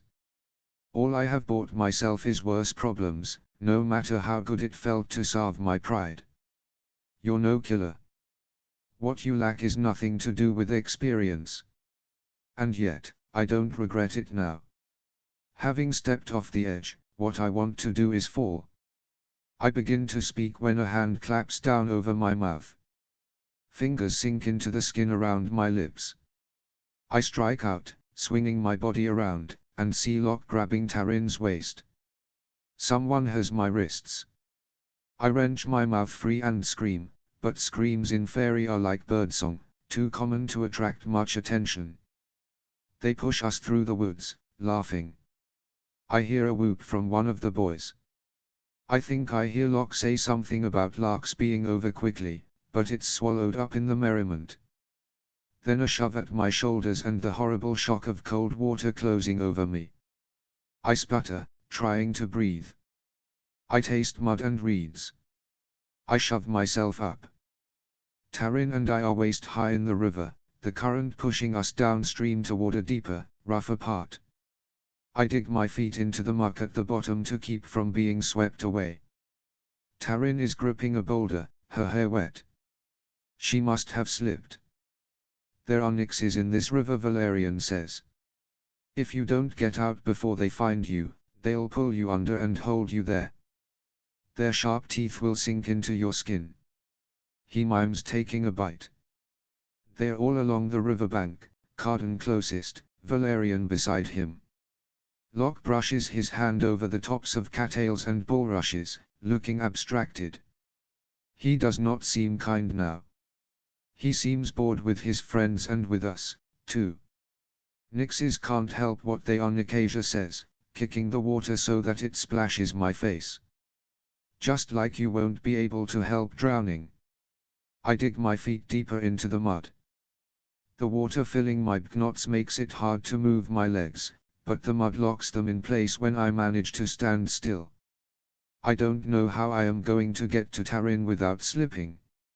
Valerian is emptying our school bags onto the riverbank. He and Nicasia and Locke take turns hurling the contents into the water. My leather-bound notebooks. Rolls of paper that disintegrate as they sink. The books of ballads and histories make an enormous splash, then lodge between two stones and will not budge. My fine pen and nibs shimmer along the bottom. My inkpot shatters on the rocks, turning the river vermilion. Carden watches me. Although he doesn't lift a finger, I know this is all his doing. In his eyes, I see all the vast alienness of fairy. Is this fun? I call to the shore. I am so furious that there's no room for being scared. Are you enjoying yourselves? Enormously, says Carden. Then his gaze slides from me to where shadows rest under the water. Are those Nixes? I cannot tell. I just keep moving toward Tarin. This is just a game, Nicasia says. But sometimes we play too hard with our toys. And then they break. It's not like we drowned you ourselves, Valerian calls. My foot slips on slick rocks, and I am under, swept downstream helplessly. Gulping muddy water. I panic, snorting into my lungs. I thrust out a hand, and it closes on the root of a tree. I get my balance again, gasping and coughing. Nicasia and Valerian are laughing. Locke's expression is unreadable. Carden has one foot in the reeds, as though to get a better look. Furious and sputtering, I push my way back to Tarin, who comes forward to grab my hand and squeeze it hard. I thought you were going to drown, she says, the edge of hysteria in her voice. We're fine, I tell her. Digging my feet into the murk, I reach down for a rock. I find a large one and heft it up, green and slick with algae. If the Nixes come at us, I'll hold them off. Quit, Carden says. He's looking directly at me. He does not even spare a glance for Tarin. You should never have been tutored with us. Abandon thoughts of the tourney. Tell Murdoch you don't belong with us, you're betters. Do that and I'll save you. I stare at him. All you have to do is give in, he says. Easy. I look over at my sister. It's my fault she's wet and scared. The river is cold, despite the heat of summer, the current strong. And you'll save Tarin, oh, so you'll do what I say for her sake. Carden's gaze is hungry, devouring. Does that feel noble? He pauses, and in that silence, all I hear is Tarin's hitched breath. Well, does it? I look at the Nixes, watch them for any sign of movement. Why don't you tell me how you want me to feel? Interesting. He takes another step closer, squatting and regarding us from eye level. There are so few children in Fairy that I've never seen one of us twinned. Is it like being doubled or more like being divided in half? I don't answer. Behind him, I see Nicasia thread her arm through Locke's and whisper something to him. He gives her a scathing look, and she pouts. Maybe they're annoyed that we're not currently being eaten. Carden frowns. Twin sister, he says, turning to Tarin. A smile returns to his mouth, as though a terrible new idea has come to delight him. Would you make a similar sacrifice? Let's find out. I have a most generous offer for you. Climb up the bank and kiss me on both my cheeks. Once that's done, so long as you don't defend your sister by word or deed, I won't hold you accountable for her defiance. Now, isn't that a good bargain? But you get it only if you come to us now and leave her there to drown. Show her that she will always be alone. For a moment, Taryn stands still, as if frozen. Go, I say. I'll be fine. It still hurts when she wades toward the bank. But of course she should go. She will be safe, and the price is nothing that matters. One of the pale shapes detaches from the others and swims toward her, but my shadow in the water makes it hesitate. I'm throwing the rock, and it jolts a little. They like easy prey. Valerian takes Taryn's hand and helps her out of the water as if she were a great lady. Her dress is soaked, dripping as she moves, like the dresses of water sprites or sea nymphs. She presses her bluish lips to Carden's cheeks, one and then the other. She keeps her eyes closed, but his are open, watching me. Say I forsake my sister, Jude, Nicasia tells her. I won't help her. I don't even like her. Taryn looks in my direction, quick and apologetic. I don't have to say that. That wasn't part of the bargain. The others laugh. Carden's boot parts the thistles and bulrushes. Locke starts to speak, but Carden cuts him off. Your sister abandoned you. See what we can do with a few words. And everything can get so much worse. We can enchant you to run around on all fours, barking like a dog. We can curse you to wither away for want of a song you'll never hear again or a kind word from my lips. We're not mortal. We will break you. You're a fragile little thing, we'd hardly need to try. Give up. Never, I say. He smiles, smug. Never. Never is like forever, too big for mortals to comprehend. The shape in the water remains where it is, probably because the presence of Carden and the others makes it seem like I have friends who might defend me if I were attacked. I wait for Carden's next move, watching him carefully. I hope I look defiant. He scrutinizes me for a long, awful moment. Think on us, he says to me. All through your long, sodden, shameful walk home. Think on your answer. This is the least of what we can do. With that, he turns away from us, and after a moment, the others turn, too. I watch him go. I watch them all go. When they are out of sight, I pull myself onto the bank, flopping onto my back in the mud next to where Taryn is standing. I take big, gulping breaths of air. The nixes begin to surface, looking at us with hungry, opalescent eyes. They peer at us through a patch of foxtails. One begins to crawl onto land. I throw my rock. It doesn't come close to hitting, but the splash startles them into not coming closer. Grunting, I force myself up to begin walking. And all through our walk home, while Taryn makes soft, sobbing sounds, I think about how much I hate them and how much I hate myself. And then I don't think about anything but lifting my wet boots, one step after another, carrying me past the briars and fiddleheads and elms, past bushes of red-lipped cherries, barberries and damsons, past the wood sprites who nest in the rose bushes, home to a bath and a bed in a world that isn't mine and might never be. Chaiter, my head is pounding when Vivienne shakes me awake. She jumps up onto the bed, kicking off the coverlets and making the frame groan. I press a cushion over my face and curl up on my side, trying to ignore her and go back to dreamless slumber. Get up, sleepyhead, she says, pulling back my blankets.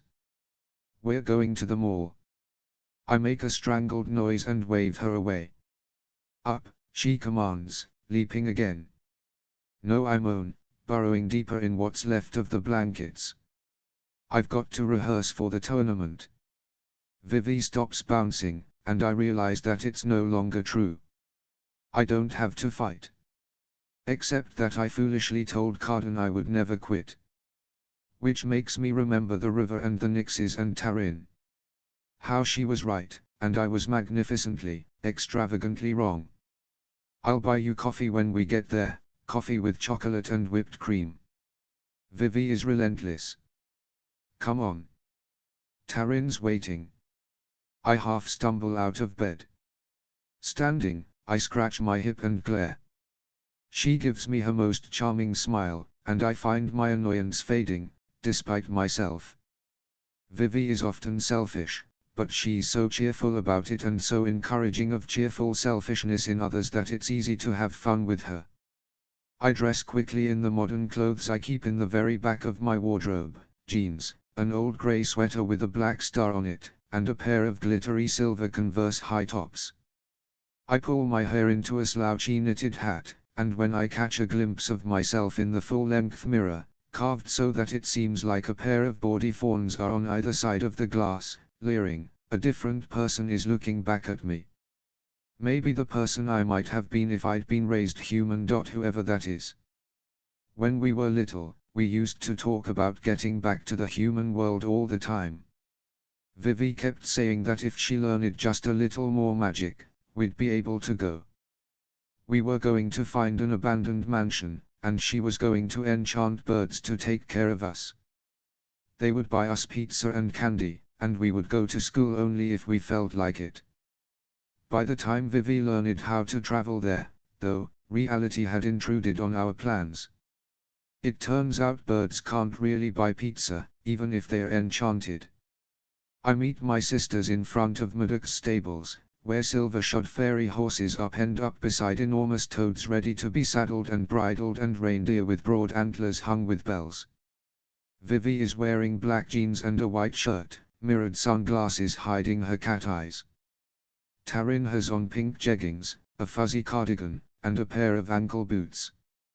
We try to imitate girls we see in the human world, girls in magazines, girls we see on movie screens in air-conditioned theaters, eating candy so sweet it makes my teeth ache.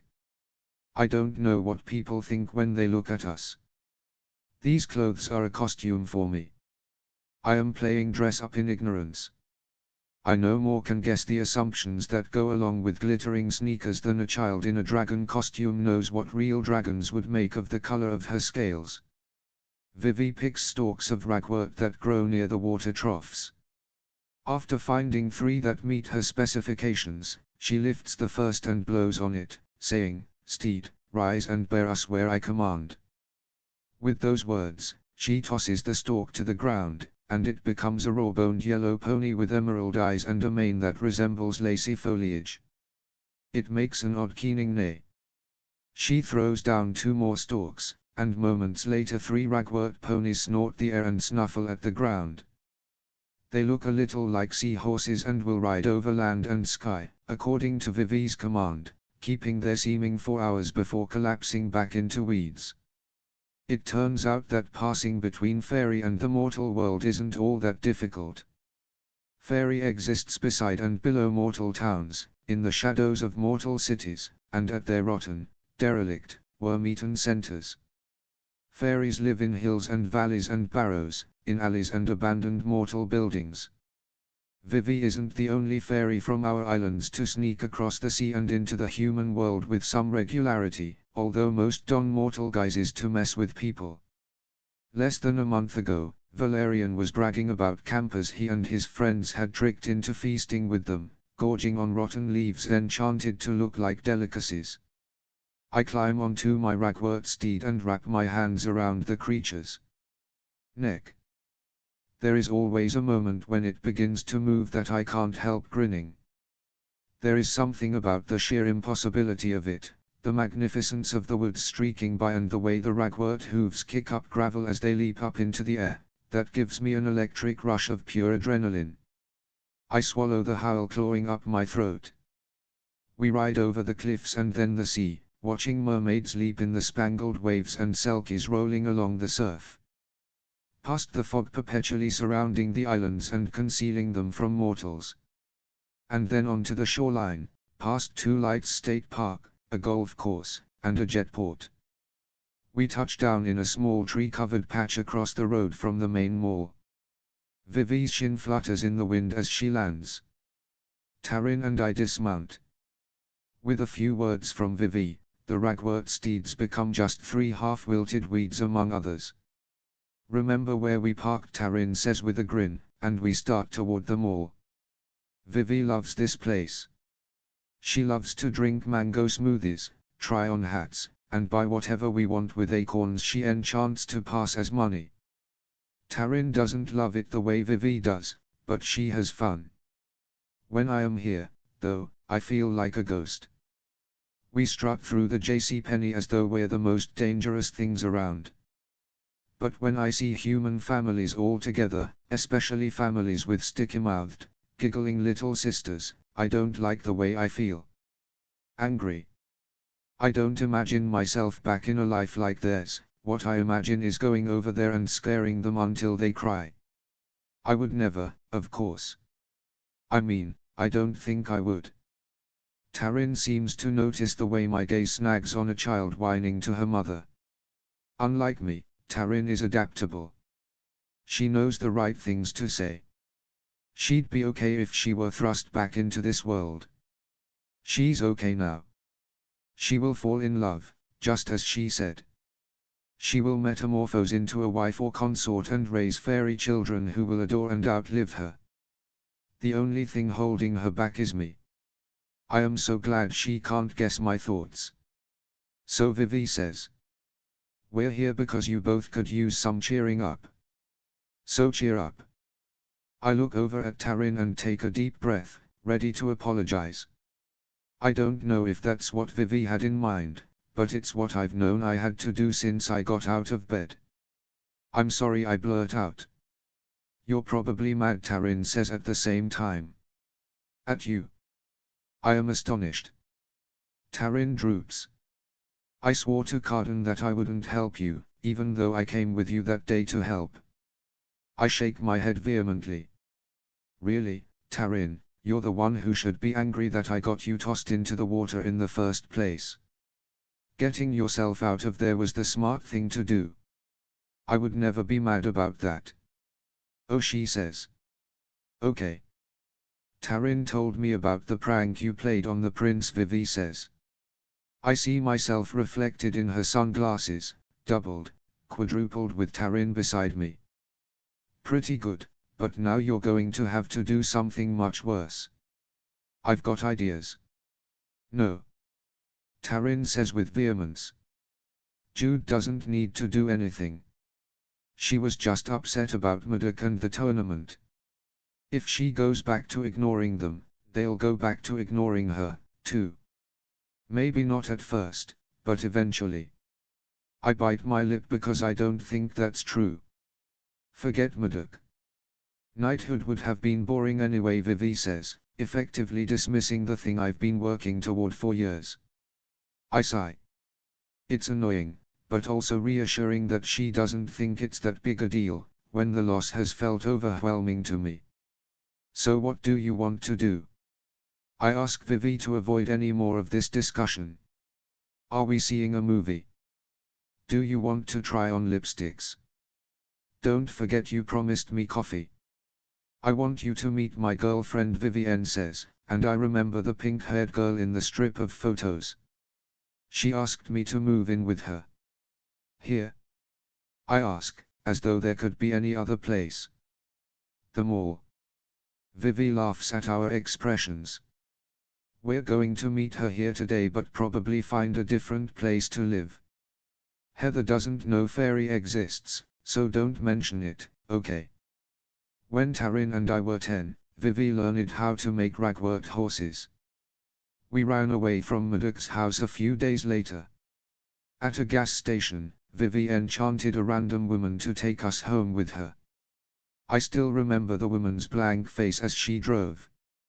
I wanted to make her smile, but no matter what funny faces I pulled, her expression didn't change. We spent the night in her house, sick after having ice cream for dinner. I cried myself to sleep, clinging to a weeping Taryn. After that, Vivi found us a motel room with a stove, and we learned how to cook macaroni and cheese from the package. We made coffee in the coffee pot because we remembered how our old house had smelled like it. We watched television and swam in the pool with other kids staying in the motel. I hated it. We lived that way for 2 weeks before Taryn and I begged Vivi to take us home, to take us back to Fairy. We missed our beds, we missed the food we were used to, we missed magic. I think it broke Vivi's heart to return, but she did it. And she stayed. Whatever else I can say about Vivi, when it really mattered, she stuck by us. I guess I shouldn't be surprised that she didn't plan to stay forever. Why didn't you tell us? Taryn demands. I am telling you. I just did, Vivi says, leading us past stores with looping images of video games, past gleaming displays of bikinis and flowing maxi dresses, past cheese-injected pretzels and stores with counters full of gleaming, heart-shaped diamonds promising true love. Strollers stream past, groups of teenage boys in jerseys, elderly couples holding hands. You should have said something sooner, says Taryn, hands on her hips. Here's my plan to cheer you up, Vivi says. I've all moved to the human world. Move in with Heather. Jude doesn't have to worry about knighthood, and Taryn doesn't have to throw herself away on some silly fairy boy. Does Heather know about this plan? Taryn asks skeptically. Vivi shakes her head, smiling. Sure, I say, trying to make a joke of it. Except that I have no marketable skills other than swinging around a sword and making up riddles, neither of which probably pay all that well. The mortal world is where we grew up, Vivi insists, climbing onto a bench and walking the length of it, acting as though it were a stage. She pushes her sunglasses up onto her head. You'd get used to it again, Nighere. You grew up. She was 9 when we were taken. She remembers so much more about being human than we do. It's unfair, since she's also the one with magic. The folk are going to keep treating you like crap, Vivi says, and hops down in front of us, cat eyes flashing. A lady with a baby carriage swerves to avoid us. What do you mean? I look away from Vivi, concentrating on the pattern of the tiles under my feet. Oriana acts like you two being mortal is some kind of awful surprise that gets sprung on her all over again every morning, she says. And Murdoch killed our parents, so that sucks. And then there are the jerks at school that you don't like to talk about. I was just talking about those jerks, I say, not giving her the satisfaction of being shocked by what she said about our parents. She acts like we don't remember, like there's some way I am ever going to forget. She acts like it's her personal tragedy and hers alone. And you didn't like it. Vivi looks immensely pleased with herself for that particular riposte. Did you really think that being a knight would make everything better? I don't know, I say. Vivi swings on Taryn. Expert about you. Fairy is all we know. Taryn holds up her hand to forestall any more argument. Here, we wouldn't have anything. There'd be no balls and no magic and no, well, I think I'd like it here, Vivi snaps, and stalks off ahead of us, toward the Apple store. We've talked about it before, of course, how Vivi thinks we're stupid for not being able to resist the intensity of fairy, for desiring to stay in a place of such danger. Maybe growing up the way we have, bad things feel good to us. Or maybe we are stupid in the exact same way as every other idiot mortal who's pined away for another bite of goblin fruit. Maybe it doesn't matter. A girl is standing in front of the entrance, playing around on her phone. The girl, I assume. Heather is small, with faded pink hair and brown skin. She's wearing a t-shirt with a hand-drawn design across the front. There are pen stains on her fingers. I realize abruptly that she might be the artist who drew the comics I've seen Vivi pore over. I begin a curtsy before I remember myself and awkwardly stick out a hand. I'm Vivi's sister Jude, I say. And this is Taryn. The girl shakes my hand. Her palm is warm, her grip nearly non-existent. It's funny how Vivi, who tried so hard to escape being anything like Murdoch, wound up falling in love with a human girl, as Murdoch did. I'm Heather, the girl says. It's great to meet you. Vi almost never talks about her family. Taryn and I glance at each other. Vi. You want to sit down or something? Heather says, nodding toward the food court. Somebody owes me coffee, I say pointedly to Vivi. We order and sit and drink. Heather tells us that she's in community college, studying art. She tells us about comics she likes and bands she's into. We dodge awkward questions. We lie. When Vivi gets up to throw away our trash, Heather asks us if she's the first girlfriend Vivi has let us meet. Taryn nods. That must mean she likes you a lot. So can I visit your place now? My parents are ready to buy a toothbrush for V. How come I don't get to meet hers? I almost snort my mocha. Did she tell you anything about our family? Heather sighs. No. Our dad is really conservative, I say. A boy with spiky black hair and a wallet chain passes us, smiling in my direction. I have no idea what he wants. Maybe he knows Heather. She's not paying attention. I don't smile back. Does he even know V is bi? Heather asks, astonished, but then Vivi returns to the table, so we don't have to keep making up stuff. Liking both girls and boys is the only thing in this scenario Murdoch wouldn't he be upset with Vivi about. After that, the four of us wander the mall, trying on purple lipsticks and eating sour apple candy slices crusted in sugar that turn my tongue green. I delight in the chemicals that would doubtless sicken all the lords and ladies at the court.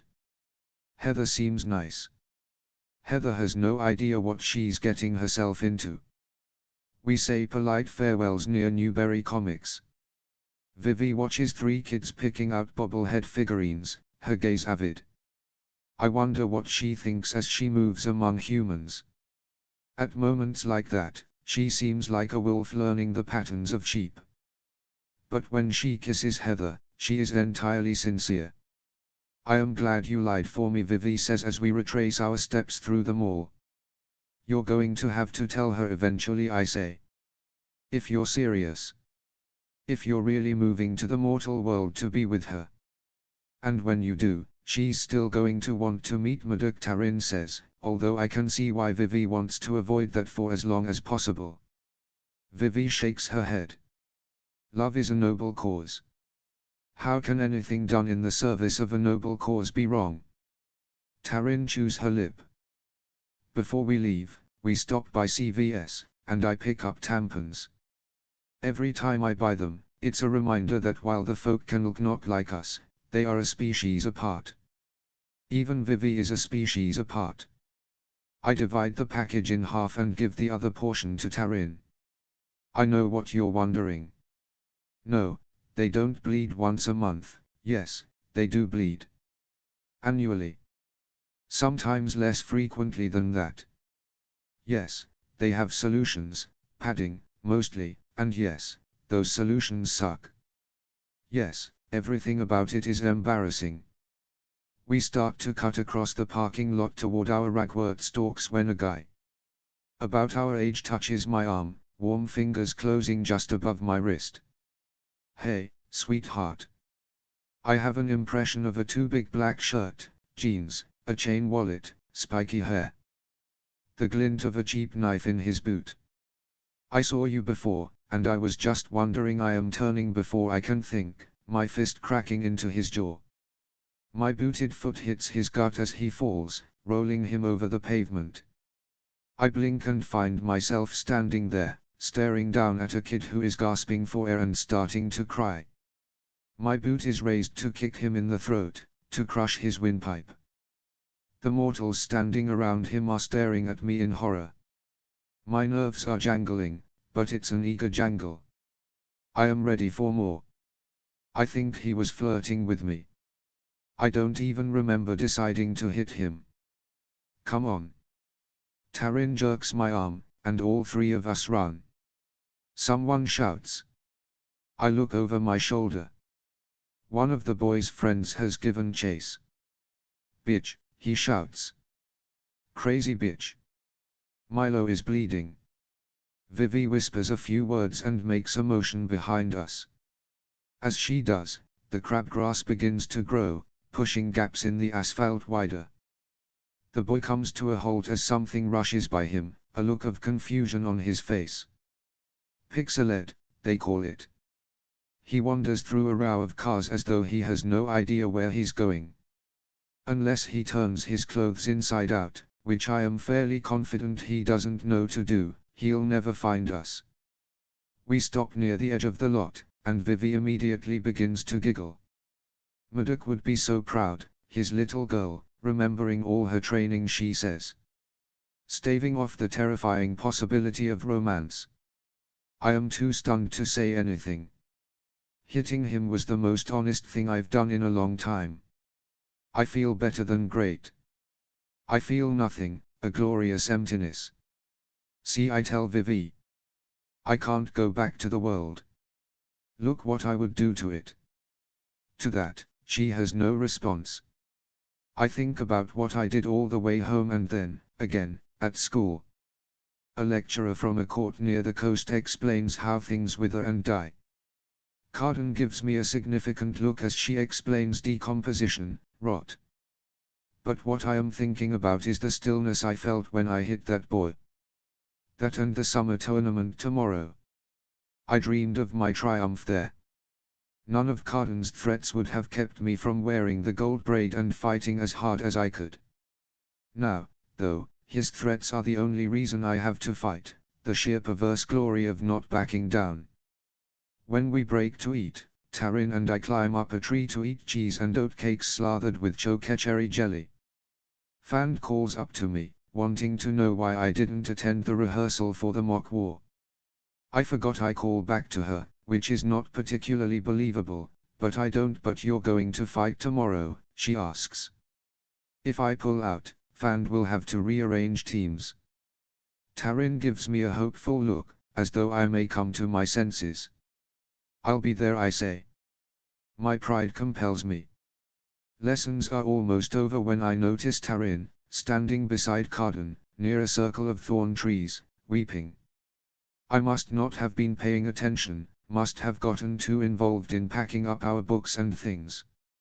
I didn't even see Carden take my sister aside. I know she would have gone, though, no matter the excuse. She still believes that if we do what they want, they'll get bored and leave us alone. Maybe she's right, but I don't care. Tears spill over her cheeks. There is such a deep well of rage inside me. You're no killer. I leave my books and cross the grass toward them. Carden half turns, and I shove him so hard that his back hits one of the trees. His eyes go wide.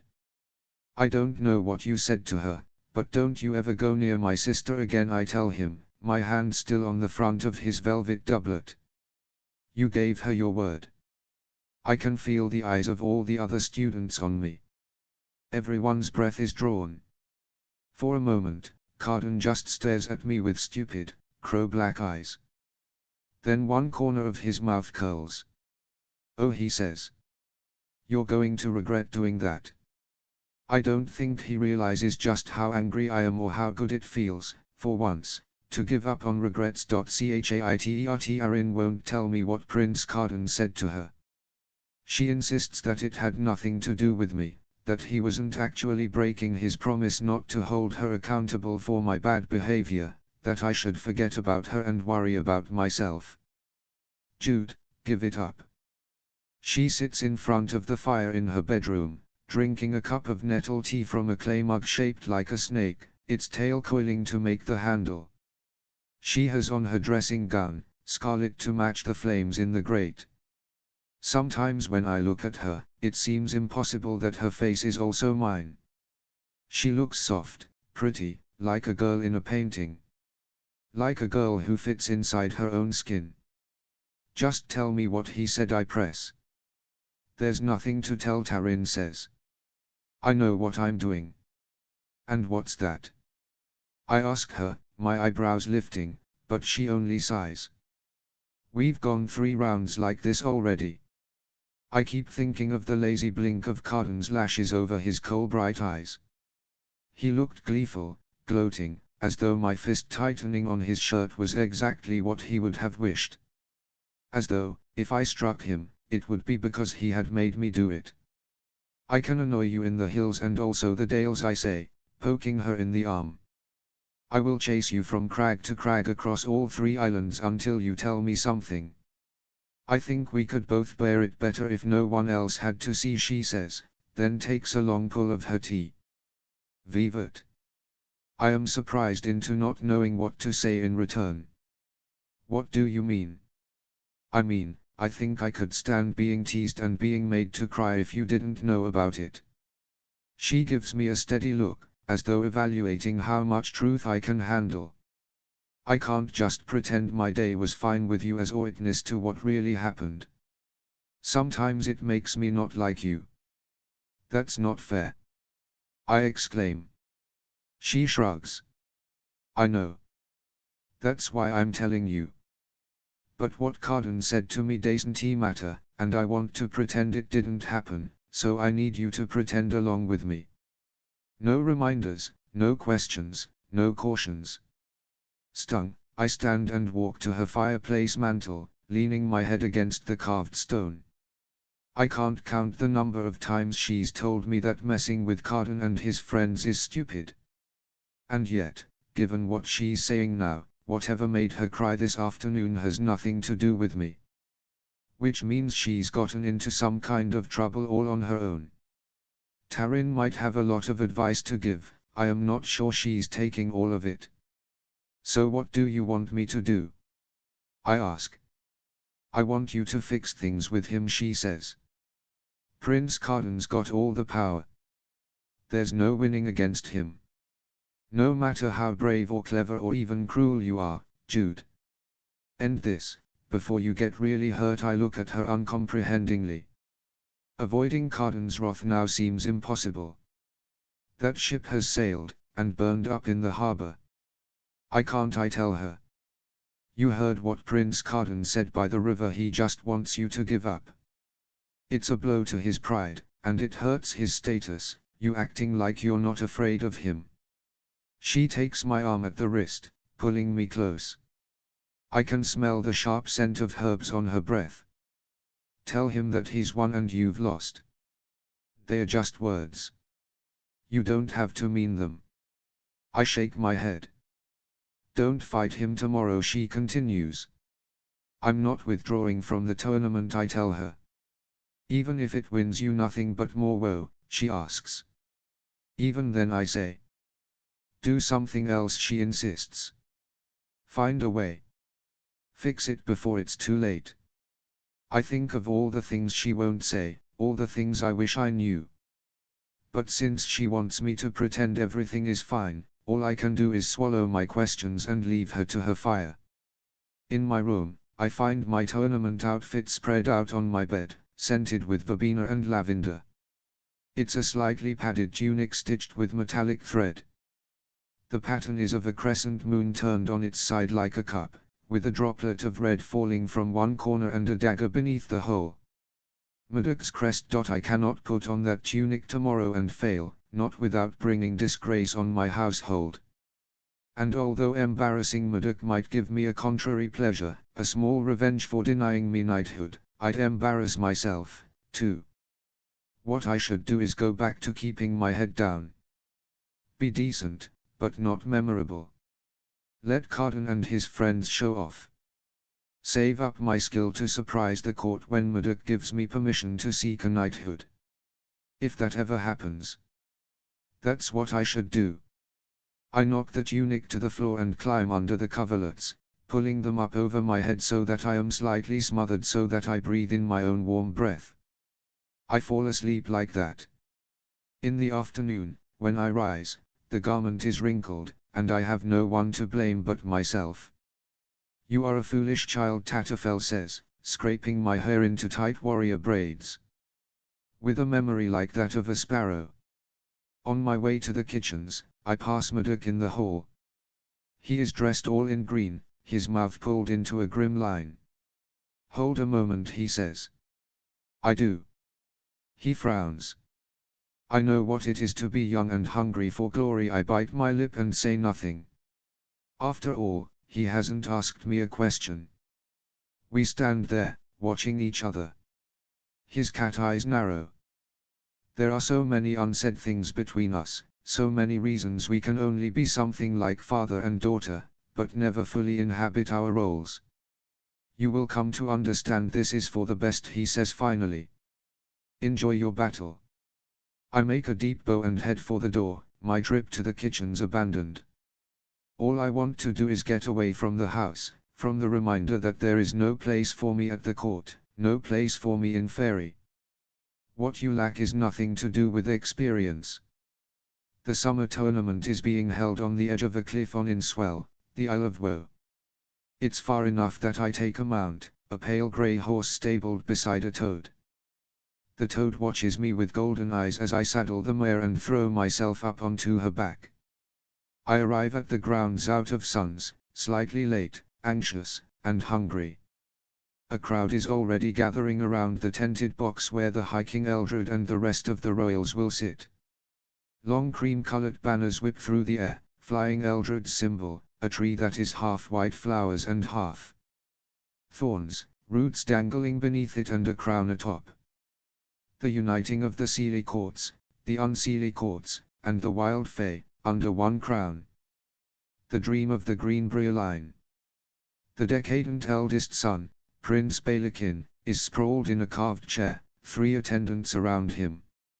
His sister Princess Rhea, the huntress, sits beside him. Her eyes are all on the potential combatants, readying themselves on the grounds. A wave of panicky frustration comes over me at the sight of her intent expression. I so badly wanted her to choose me to be one of her knights. And though she can't now, a sudden awful fear that I couldn't have impressed her comes over me. Maybe Murdoch was right. Maybe I lack the instinct for dealing death. If I don't too hard today, at least I never need know if I would have been good enough. My group is to go first because we are the youngest. Still in training, using swords instead of live steel, unlike those who follow us. Bouts of fighting will last the whole day, broken up by bardic performances, a few feats of clever magic, displays of archery, and other skills. I can smell spiced wine in the air, but not yet that other perfume of tournaments, fresh blood. Fand is organizing us into rows, handing out armbands in silver and gold. Her blue skin is even more blazingly cerulean under the bright sky. Her armor is varying shades of blue as well, from oceanic to berry, with her green sash cutting across the breastplate. She will stand out no matter how she fares, which is a calculated risk. If she does well, the audience cannot fail to notice. But she'd better do well. As I approach the other students with their practice swords, I hear my name whispered.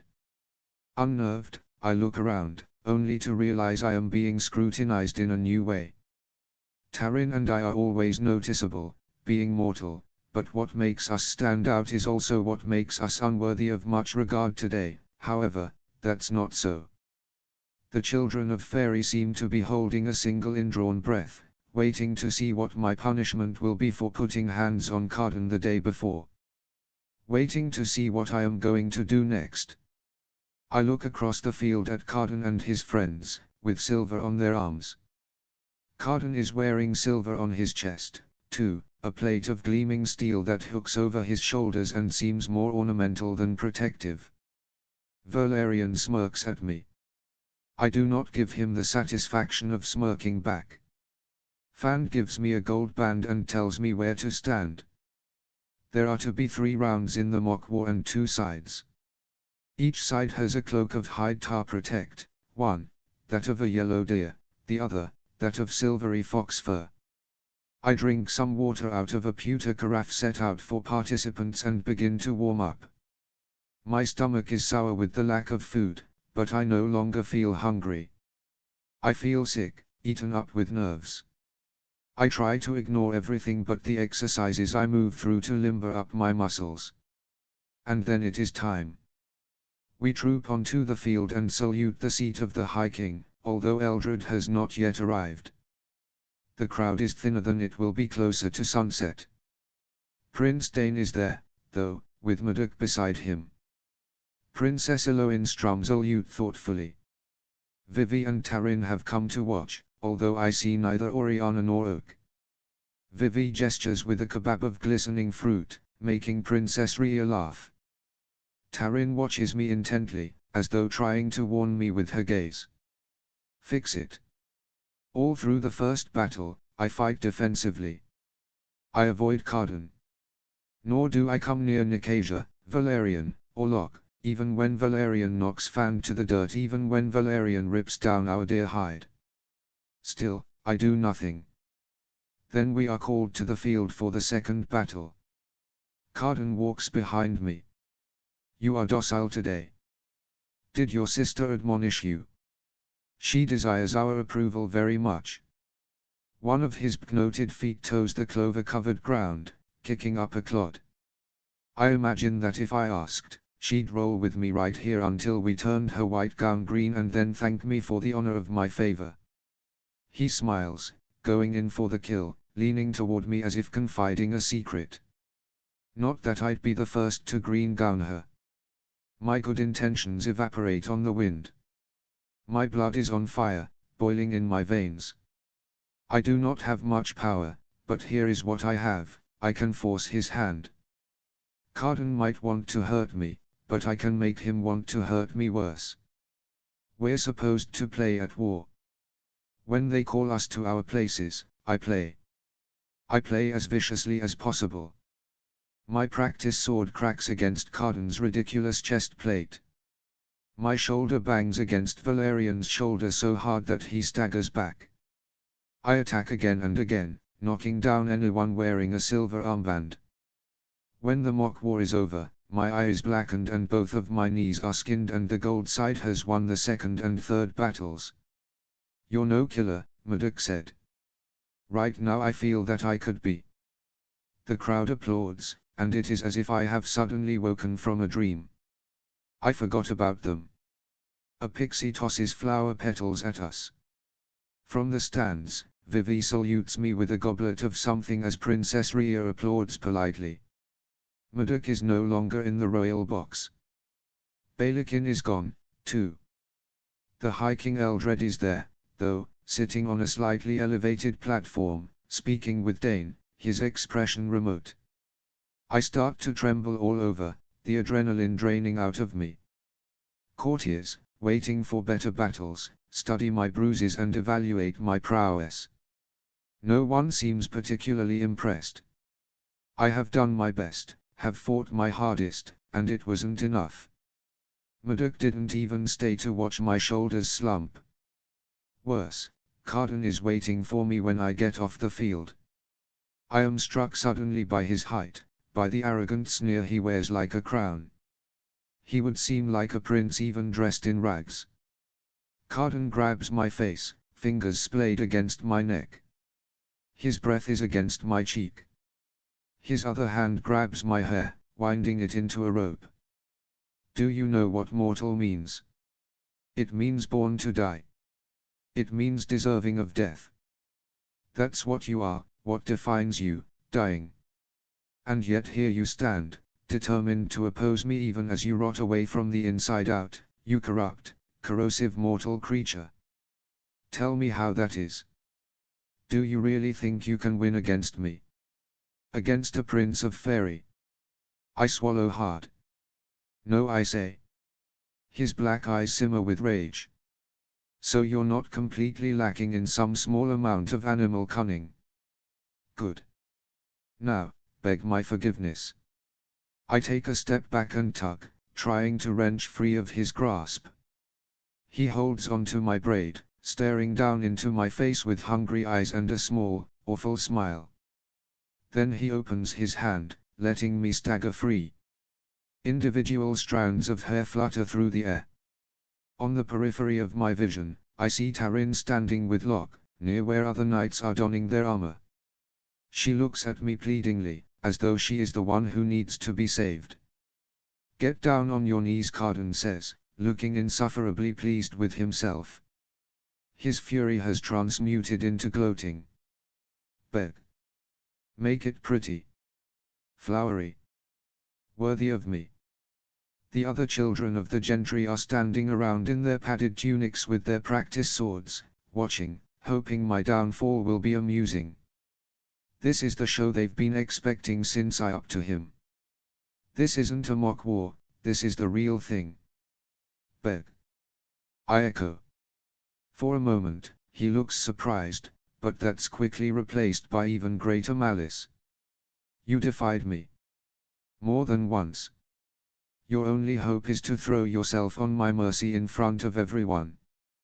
Do it, or I will keep on hurting you until there is nothing left to hurt.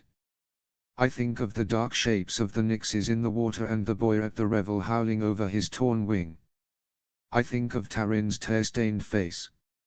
I think of how Rhea would never have chosen me, of how Murdoch didn't even wait to see the conclusion of the battle. There's no shame in surrender. As Tarin said, they are just words. I don't have to mean them. I can lie. I start to lower myself to the ground. This will be over quickly, every word will taste like bile, and then it will be over. When I open my mouth, though, nothing comes out. I can't do it. Instead, I shake my head at the thrill running through me at the sheer lunacy of what I'm about to do. It's the thrill of leaping without being able to see the ground below you, right before you realize that's called falling. You think because you can humiliate me, you can control me. I say, looking him in those black eyes. Well, I think you're an idiot. Since we started being tutored together, you've gone out of your way to make me feel like I'm less than you. And to coddle your ego, I have made myself less. I have made myself small, I have kept my head down. But it wasn't enough to make you leave Tarin and me alone, so I'm not going to do that anymore. I am going to keep on defying you. I am going to shame you with my defiance. You remind me that I am a mere mortal and you are a prince of fairy. Well, let me remind you that means you have much to lose and I have nothing. You may win in the end, you may ensorcel me and hurt me and humiliate me, but I will make sure you lose everything I can take from you on the way down. I promise you this. I'll throw his own words back at him, this is the least of what I can do. Carden looks at me as though he's never seen me before. He looks at me as though no one has ever spoken to him like this. Maybe no one has. I turn from him and begin walking, half expecting Carden to grab my shoulder and throw me to the ground, half expecting him to find the rowan berry necklace at my throat, snap it, and speak the words that will make me crawl back to him, begging despite all my big talk. But he says nothing. I feel his gaze on my back, pricking the hairs on my neck. It is all I can do not to run. I dare not look toward Tarin and Locke, but I catch a glimpse of Nicasia staring at me, open-mouthed. Valerian looks furious, his hands fisted at his sides in mute rage. I stagger past the tournament tents to a stone fountain, where I splash my face with water. I bend down, starting to clean the gravel from my knees. My legs feel stiff, and I am shaking all over. Are you all right?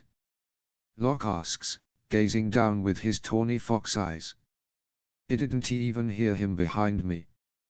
I am not. I am not all right, but he can't know that, and he shouldn't be asking.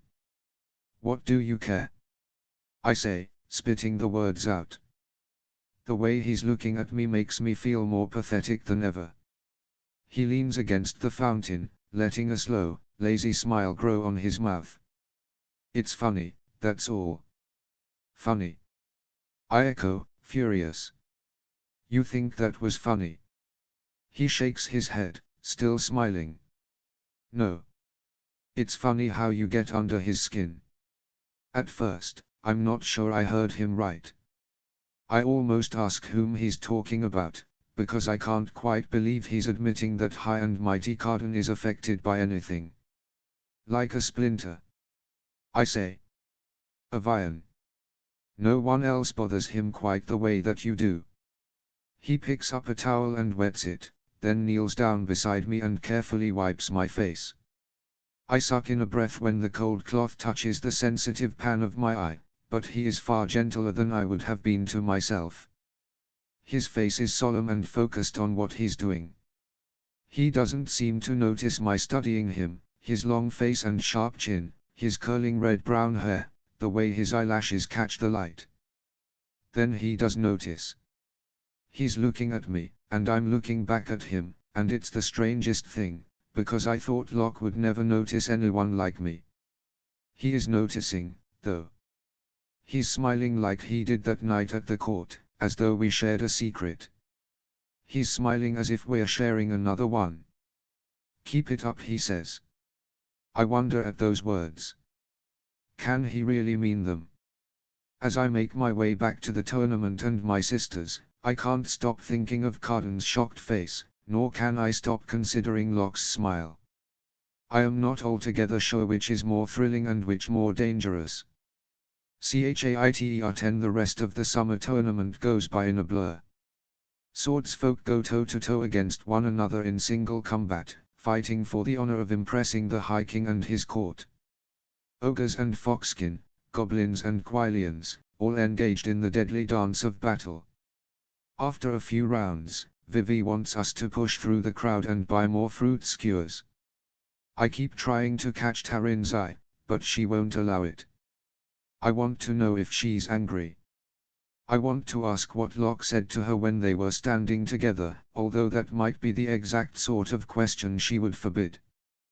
But the conversation with Locke couldn't have been the humiliating kind, the kind she tries to pretend away, could it? Not when he practically told me he delighted in Carden's being brought low. Which makes me think of the other question I can't ask Taryn. Not that I'd be the first to green gown her. Fairies can't lie.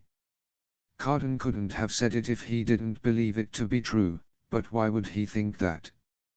Vivi knocks her skewer against mine, bringing me out of my reverie.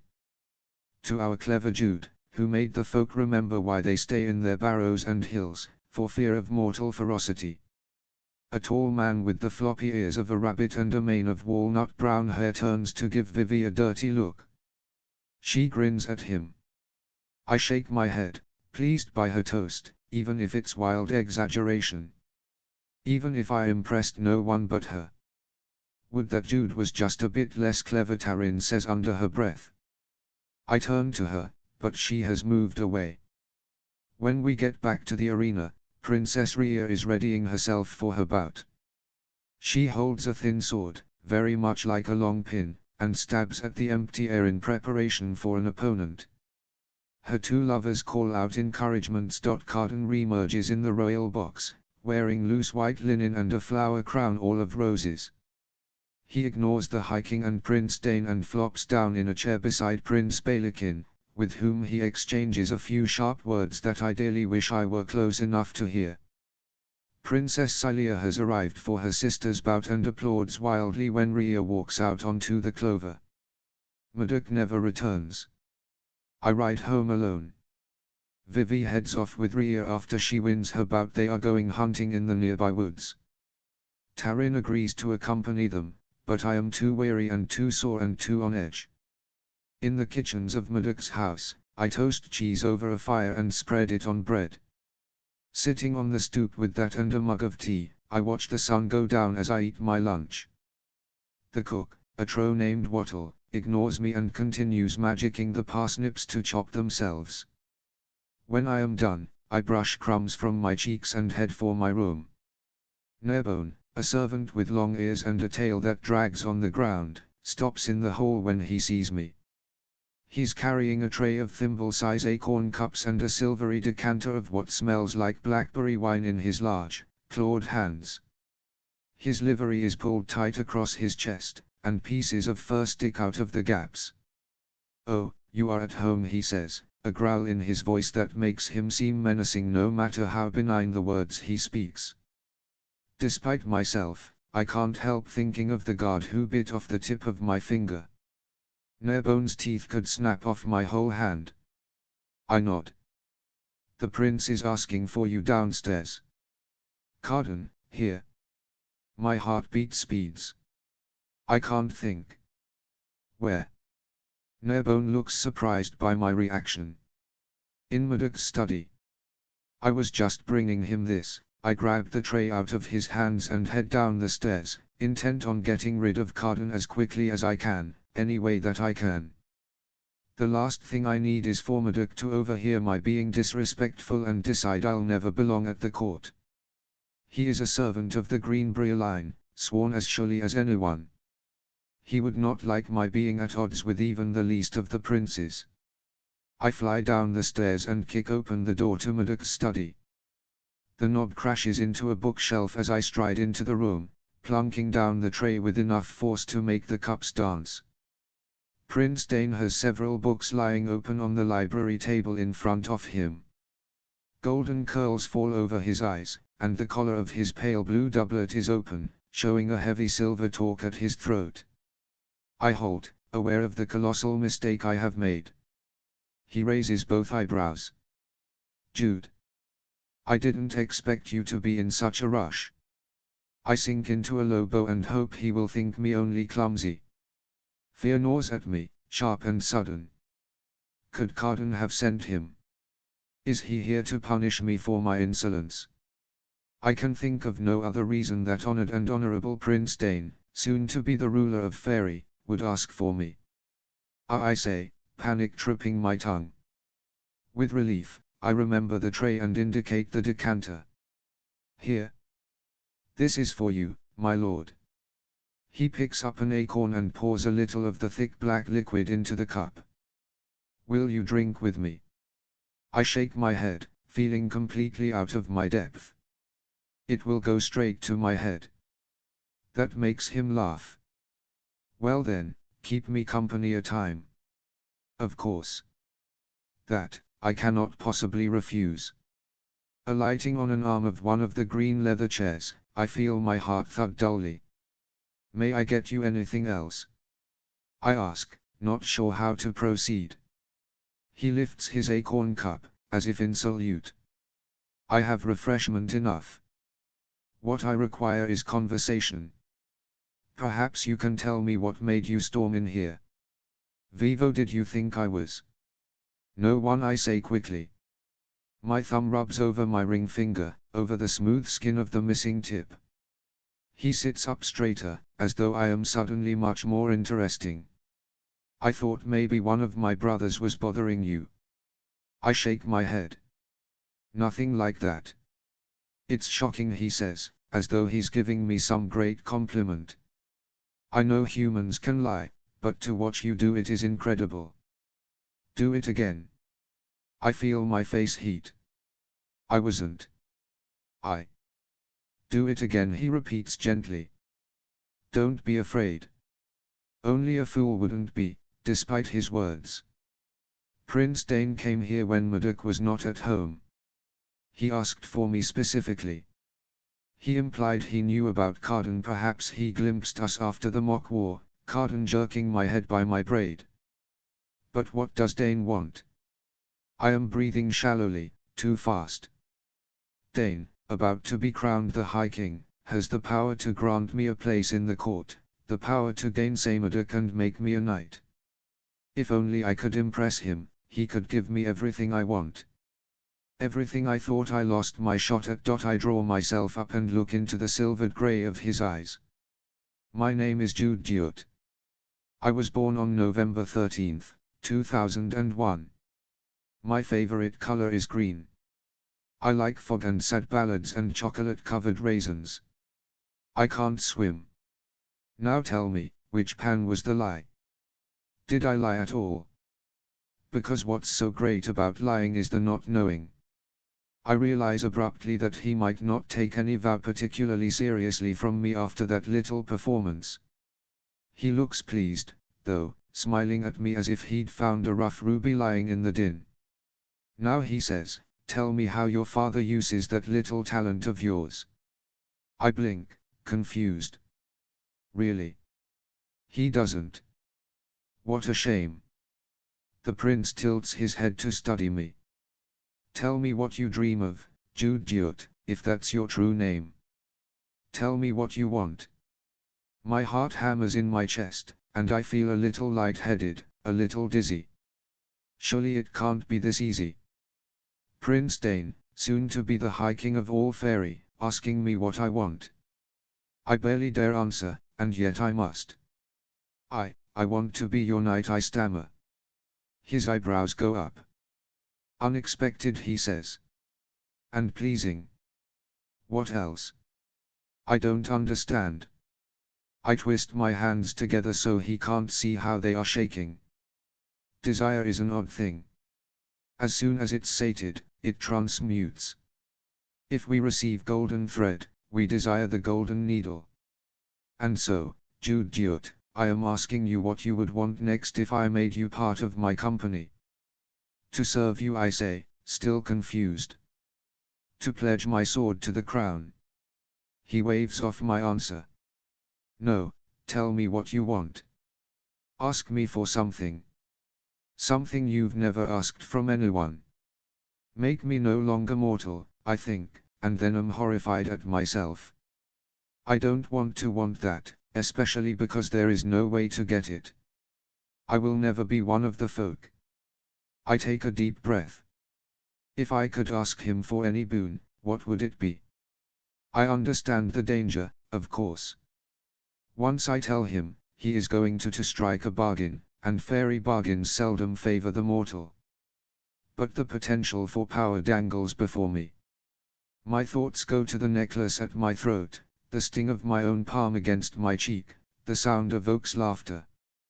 I think of Carden, see what we can do with a few words. We can enchant you to run around on all fours, barking like a dog. We can curse you to wither away for want of a song you'll never hear again or a kind word from my lips. To resist enchantment, I say, trying to will myself to stillness. Trying not to fidget.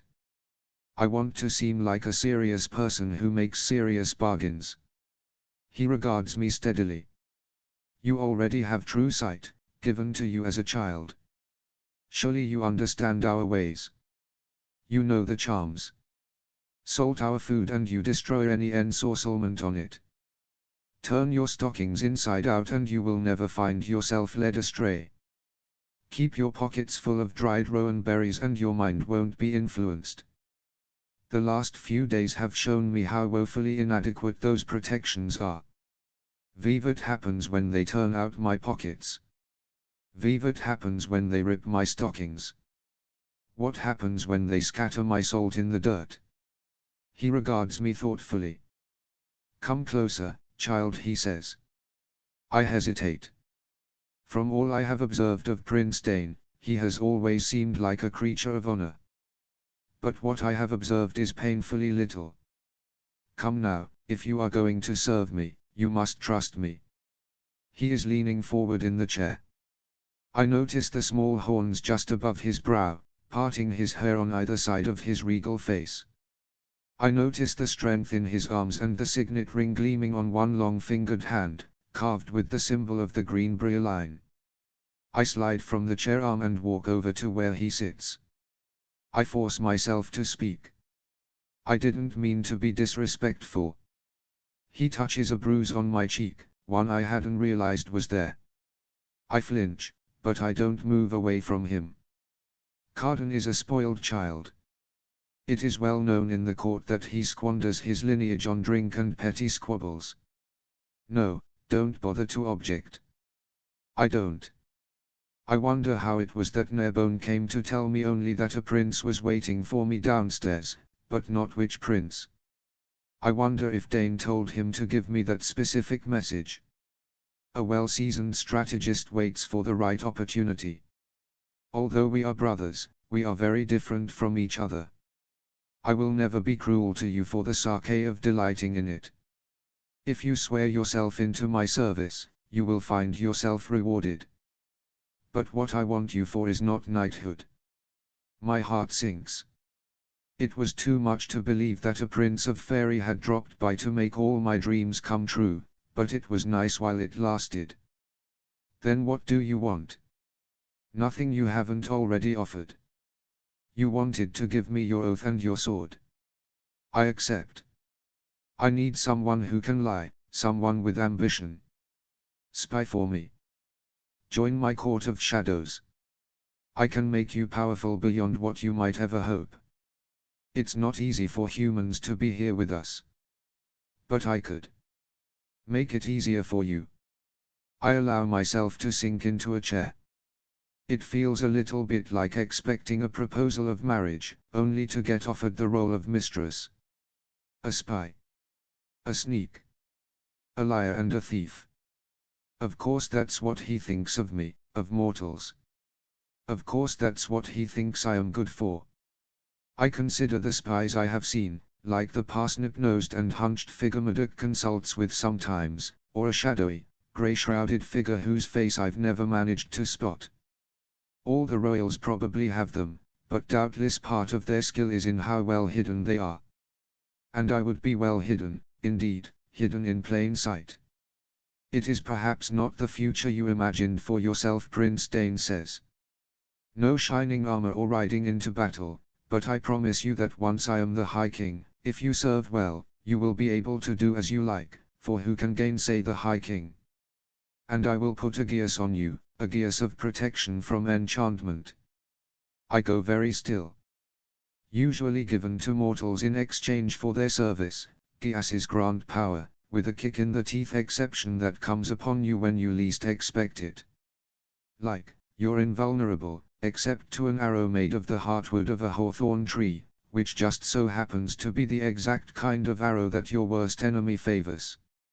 Or you'll win every battle you're in, but you're not allowed to refuse invitations to dinner, so if someone invites you to dinner right before a battle, you're not going to be able to show up for that fight. Basically, like everything about fairy, geases are awesome, and also they suck. Yet, it seems like that's what I am being offered. A geas, I echo. His smile widens, and after a moment, I know why. I haven't said no. Which means I am thinking of saying yes. No geas can save you from the effects of our fruits and poisons. Think carefully. I could grant you the power to enrapture all who looked upon you instead. I could give you a spot right there. He touches my forehead. And anyone who saw it would be struck with love. I could give you a magical blade that cuts through starlight. I don't want to be controlled, I say, my voice a whisper. I can't believe I am saying this out loud, to him. I can't believe I am doing this. Magically, I mean. Give me that, and I will manage the rest. He nods once. So you accept it's frightening to have a choice like this in front of me, a choice that changes all future choices. I want power so badly. And this is an opportunity for it, a terrifying and slightly insulting opportunity. But also an intriguing one. Would I have made a good knight? I have no way of knowing. Maybe I would have hated it. Maybe it would have meant standing around in armor and going on dull quests. Maybe it would have meant fighting people I liked. I nod and hope I make a good spy. Prince Dane rises and touches my shoulder. I feel the shock of the contact, like a spark of static. Jude Duet, daughter of clay, from this day forward no fairy glamour will addle your mind. No enchantment will move your body against your will. None save for that of the maker of this geas. Now no one will be able to control you, he says, and then pauses for a moment. Except for me. I suck in a breath. Of course there's a sting in the tail of this bargain. I cannot even be angry with him, I should have guessed. And yet, it is still thrilling to have any protection at all. Prince Dane is only one fairy, and he has seen something in me, something Murdoch wouldn't see, something I have yearned to have acknowledged. Right then and there, I go down on one knee on the ancient rug in Murdoch's study and swear myself into Prince Dane's service. Chaiter 11 all night. As I sit through dinner, I am conscious of the secret I hold. It makes me feel, for the first time, as though I have a power of my own, a power Murdoch cannot take from me. Even thinking of it for too long, I am a spy. I am Prince Dane's spy, gives me a thrill. We eat little birds stuffed with barley and wild rams, their skins crackling with fat and honey. Oriana delicately picks hers apart. Oak chews on the skin. Murdoch does not bother to separate off the flesh, eating bones and all. I poke at the stewed parsnips. Although Taryn is at the table, Vivi has not returned. I suspect that hunting with Ria was a ruse and that she has gone to the mortal world after a brief ride through the woods. I wonder if she ate her dinner with Heather's family. You did well at the tournament, Murdoch says between bites. I do not point out that he left the grounds. He couldn't have been too impressed. I am not even sure how much he actually saw. Does that mean you've changed your mind? Something in my voice makes him stop chewing and regard me with narrowed eyes. About knighthood, he asks. No. Once there is a new hiking in place, we will discuss your future. My mouth curves into a secretive smile. As you wish. Down the table, Taryn watches Oriana and tries to copy her movements with the little bird. She does not look my way, even when she asks me to pass her a carafe of water. She can't keep me from following her to her room when we're done, though. Look, I say on the stairs. I tried to do what you wanted, but I couldn't, and I don't want you to hate me for it. It's my life. She turns around. Your life to squander. Yes, I say as we come to the landing. I cannot tell her about Prince Dane, but even if I could, I am not sure it would help. I am not at all sure she'd approve of that, either. Our lives are the only real thing we have, our only coin. We get to buy what we want with them. Taryn rolls her eyes. Her voice is acid. Isn't that pretty? Did you make it up yourself? What is the matter with you? I demand. She shakes her head. Nothing. Nothing. Maybe it would be better if I thought the way that you do. Never mind, Jude. You really were good out there. Thanks, I say, frowning in confusion. I wonder again over Carden's words about her, but I do not want to repeat them and make her feel bad. So have you fallen in love yet? I ask. All my question gets me is a strange look. I am staying home from the lecture tomorrow, Taryn says. I guess it is your life to squander, but I don't have to watch. My feet feel like lead as I make my way to the palace, over ground strewn with windfall apples, their golden scent blowing in the air. I am wearing a long black dress with gold cuffs and a lacing of green braid, a comfortable favorite. Afternoon birdsong trills above me, making me smile. I let myself have a brief fantasy of Prince Dane's coronation, of me dancing with a grinning lock while Carden is dragged away and thrown in a dark oubliette. A flash of white startles me from my thoughts. It's a stag, a white stag, standing not 10 feet from where I am. His antlers are threaded with a few thin cobwebs, and his coat is a white so bright that it seems silver in the afternoon light. We regard each other for a long moment, before he races off in the direction of the palace, taking my breath with him. I decide to believe this is a good omen. And, at least at first, it seems to be. Classes aren't too bad. Noggle, our instructor, is a kind but odd old fur darrig from up north, with huge eyebrows, a long beard into which he occasionally shoves pens or scraps of paper, and a tendency to maunder on about meteor storms and their meanings. As afternoon turns to evening, he has us counting falling stars, which is a dull but relaxing task.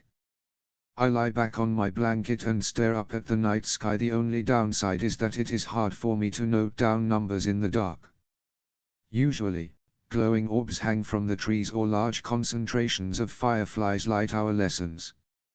I carry extra stubs of candles for when even that is too dim, since human eyesight isn't nearly as keen as theirs, but I'm not allowed to light them when we study the stars. I try to write legibly and not getting all over my fingers.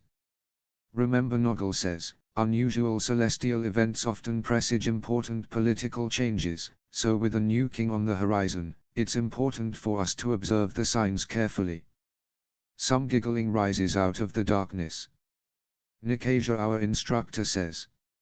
Is there some difficulty? Her haughty voice is unrepentant. None at all. Now, what can you tell me about falling stars? Vivat would be the meaning of a shower of them in the last hour of a night. A dozen births, Nicasia says, which is wrong enough to make me wince.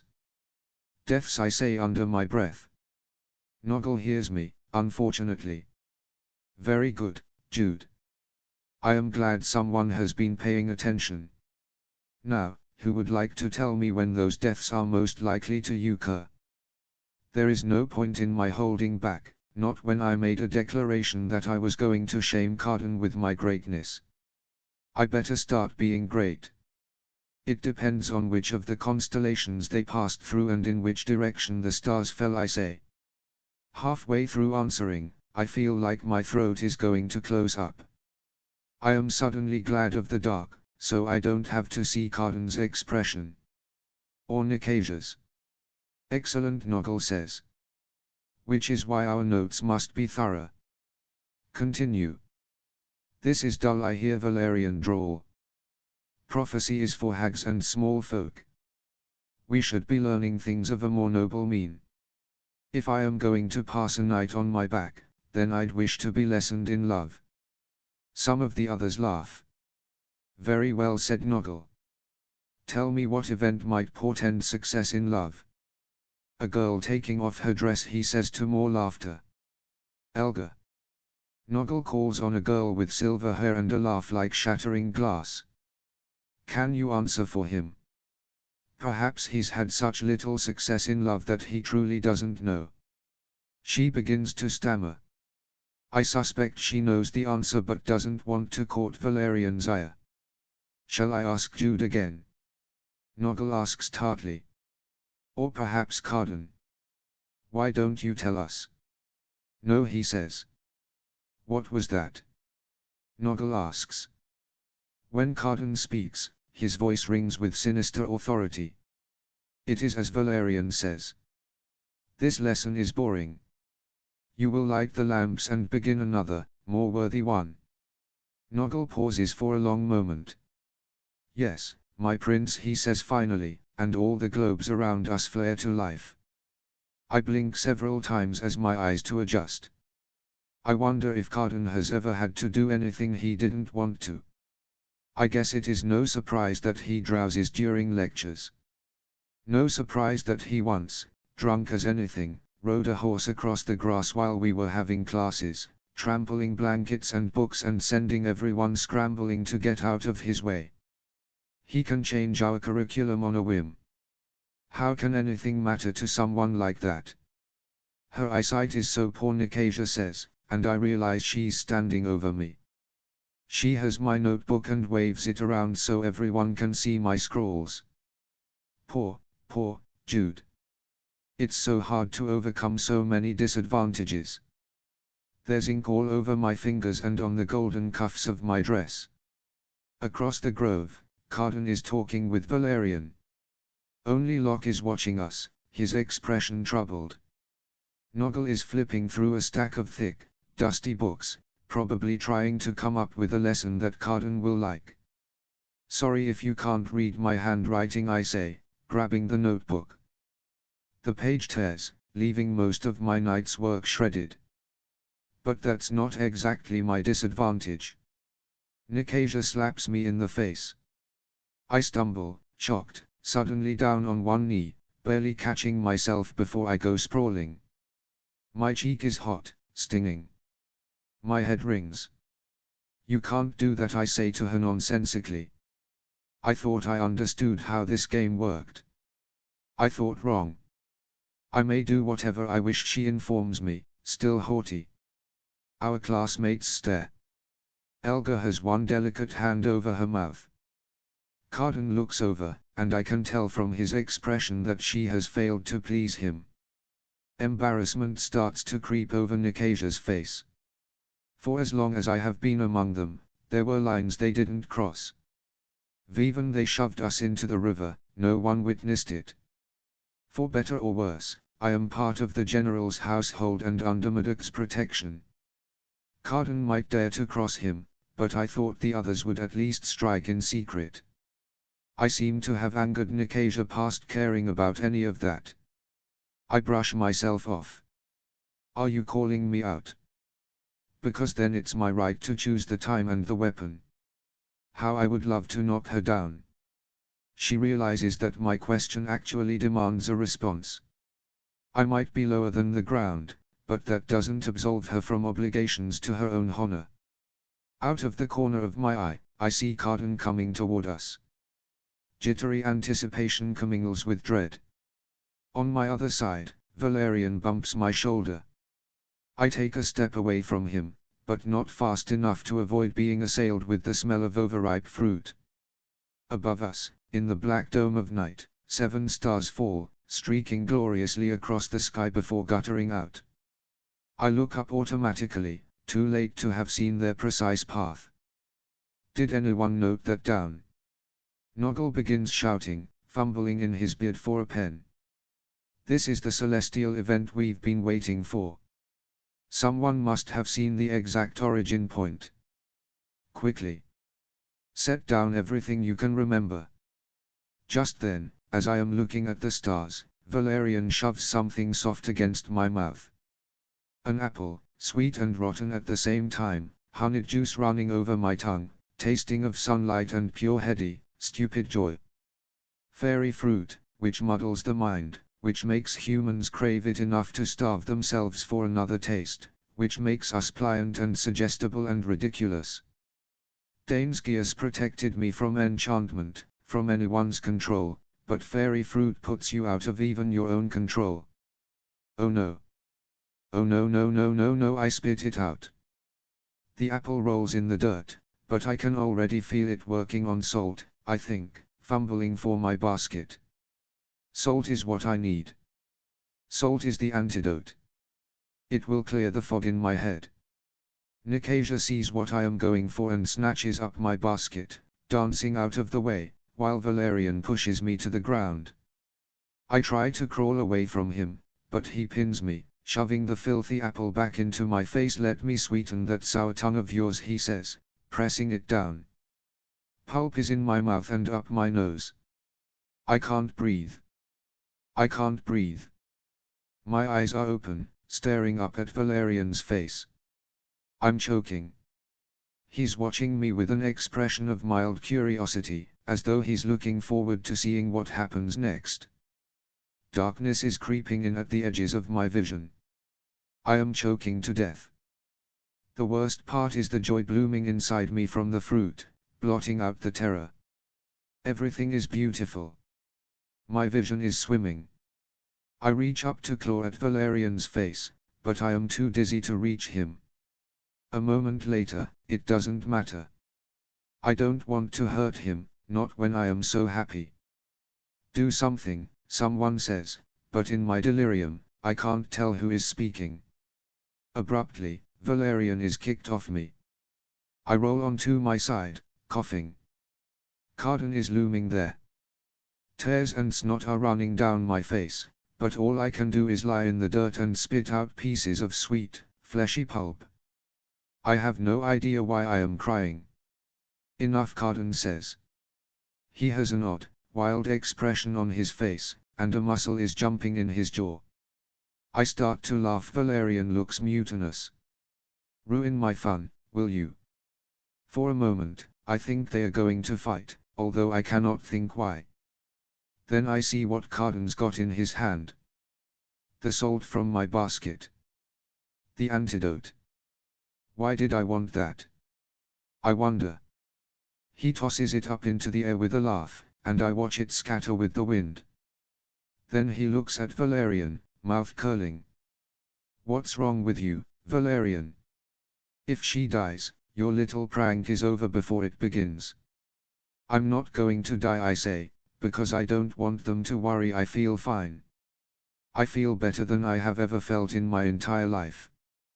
I'm glad the antidote is gone. Prince Carden. Noggle says.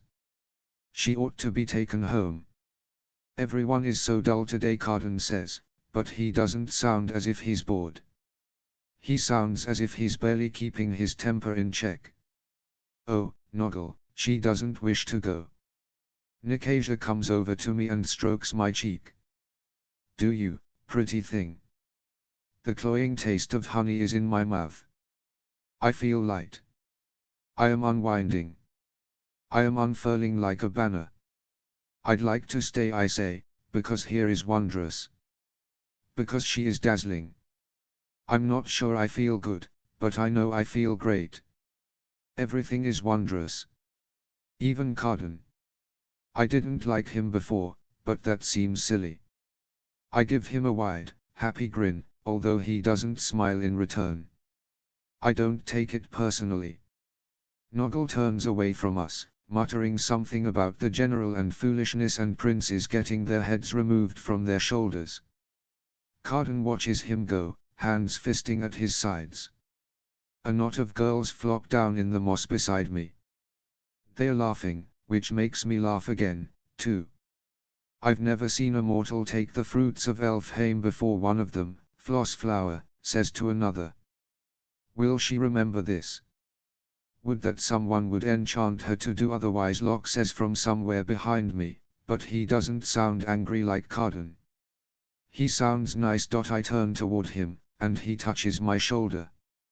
I lean into the warmth of his skin. Nicasia laughs. She wouldn't want that. What she'd like is another bite of apple. My mouth waters at the memory. I recall them strewn across my path, golden and glittering, on the way to school, and curse my foolishness for not stopping to eat my fill so we can ask her things. Another girl, Moragna, wants to know. Embarrassing things. And she'll answer. VVH, why should she find anything embarrassing when she's among friends, says Nicasia, eye-slitted. She looks like a cat that has eaten all the cream and is ready for a nap in the sun. Nick, one of us would you most like to kiss? Flossflower demands, coming closer. She's barely spoken to me before. I'm glad she wants to be friends. I'd like to kiss all of you, I say, which makes them scream with laughter. I grin up at the stars. You're wearing too many clothes, Nicasia says, frowning at my skirts. And they've grown dirty. You should take them off. My dress does seem abruptly heavy. I imagine myself naked in the moonlight, my skin turned as silvery as the leaves above us. I stand. Everything feels as if it's going a bit sideways. I start pulling off my clothes. You're right, I say, delighted. My gown slides into a puddle of cloth that I can easily step out of. I am wearing mortal underclothes, a mint and black polka-dotted bra and underpants. They're all staring at me oddly, as though wondering where I got my underwear. All of them so resplendent that it is difficult for me to look too long without my head hurting. I am conscious of the softness of my body, of the calluses on my hands, and of the sway of my breasts. I am conscious of the soft tickle of grass underneath my feet and the warm earth. Am I beautiful like you are? I ask Nicasia, genuinely curious. No, she says, darting a look toward Valerian. She picks up something from the ground. You are nothing like us. I am sorry to hear it, but not surprised. Beside them, anyone might as well be a shadow, a blurry reflection of a reflection. Valerian points to the rowan necklace that dangles around my throat, dried red berries threaded onto a long silver chain. You should take that off, too. I nod conspiratorially. You're right, I say. I don't need it anymore. Nicasia smiles, holding up the golden thing she has in her hand. The filthy, mashed remains of the apple. Come lick my hands clean. You don't mind, do you? But you have to do it on your knees. Gasping and tittering spread through our classmates like a breeze. They want me to do it. I want to make them happy. I want everyone to be as happy as I am. And I do want another taste of the fruit. I begin to crawl toward Nicasia. No, Carden says, stepping in front of me, his voice ringing and a little unsteady. The others back off, giving him room. He toes off his soft leather shoe and puts one pale foot directly in front of me. Jude will come here and kiss my foot. She said she wanted to kiss us. And I am her prince, after all. I laugh again. Honestly, I don't know why I laughed so infrequently before. Everything is marvelous and ridiculous. Looking up at Carden, though, something strikes me wrong. His eyes are glittering with fury and desire and maybe even shame. A moment later, he blinks, and it's just his usual chilly arrogance. Well, be quick about it, he says impatiently. Kiss my foot and tell me how great I am. Tell me how much you admire me. Enough, Locke says sharply to Carden. He's got his hands on my shoulders and is pulling me roughly to my feet. I'm taking her home. Are you, now? Carden asks him, eyebrows raised. Interesting timing. You like the savor of a little humiliation, just not too much. Hate it when you get like this, Locke says under his breath. Carden pulls a pin from his coat, a glittering, filigree thing in the shape of an acorn with an oak leaf behind it. For a delirious moment, I think he's going to give it to Locke in exchange for leaving me there. That seems impossible, even to my wild mind. Then Carden takes hold of my hand, which seems even less possible. His fingers are overwarm against my skin. He stabs the point of his pin into my thumb. 0W, I say, pulling away from him and putting the injured digit into my mouth. My own blood is metallic against my tongue. Have a nice walk home, he tells me. Locke guides me away, stopping to grab up someone's blanket, which he wraps around my shoulders. Fairies are staring at us as we pass out of the grove, me stumbling, him holding me up. The few teachers I see do not meet my gaze. I suck on my injured thumb, feeling odd. My head is still swimming, but not like it was. Something's wrong. A moment later, I realize what. There's salt in my human blood.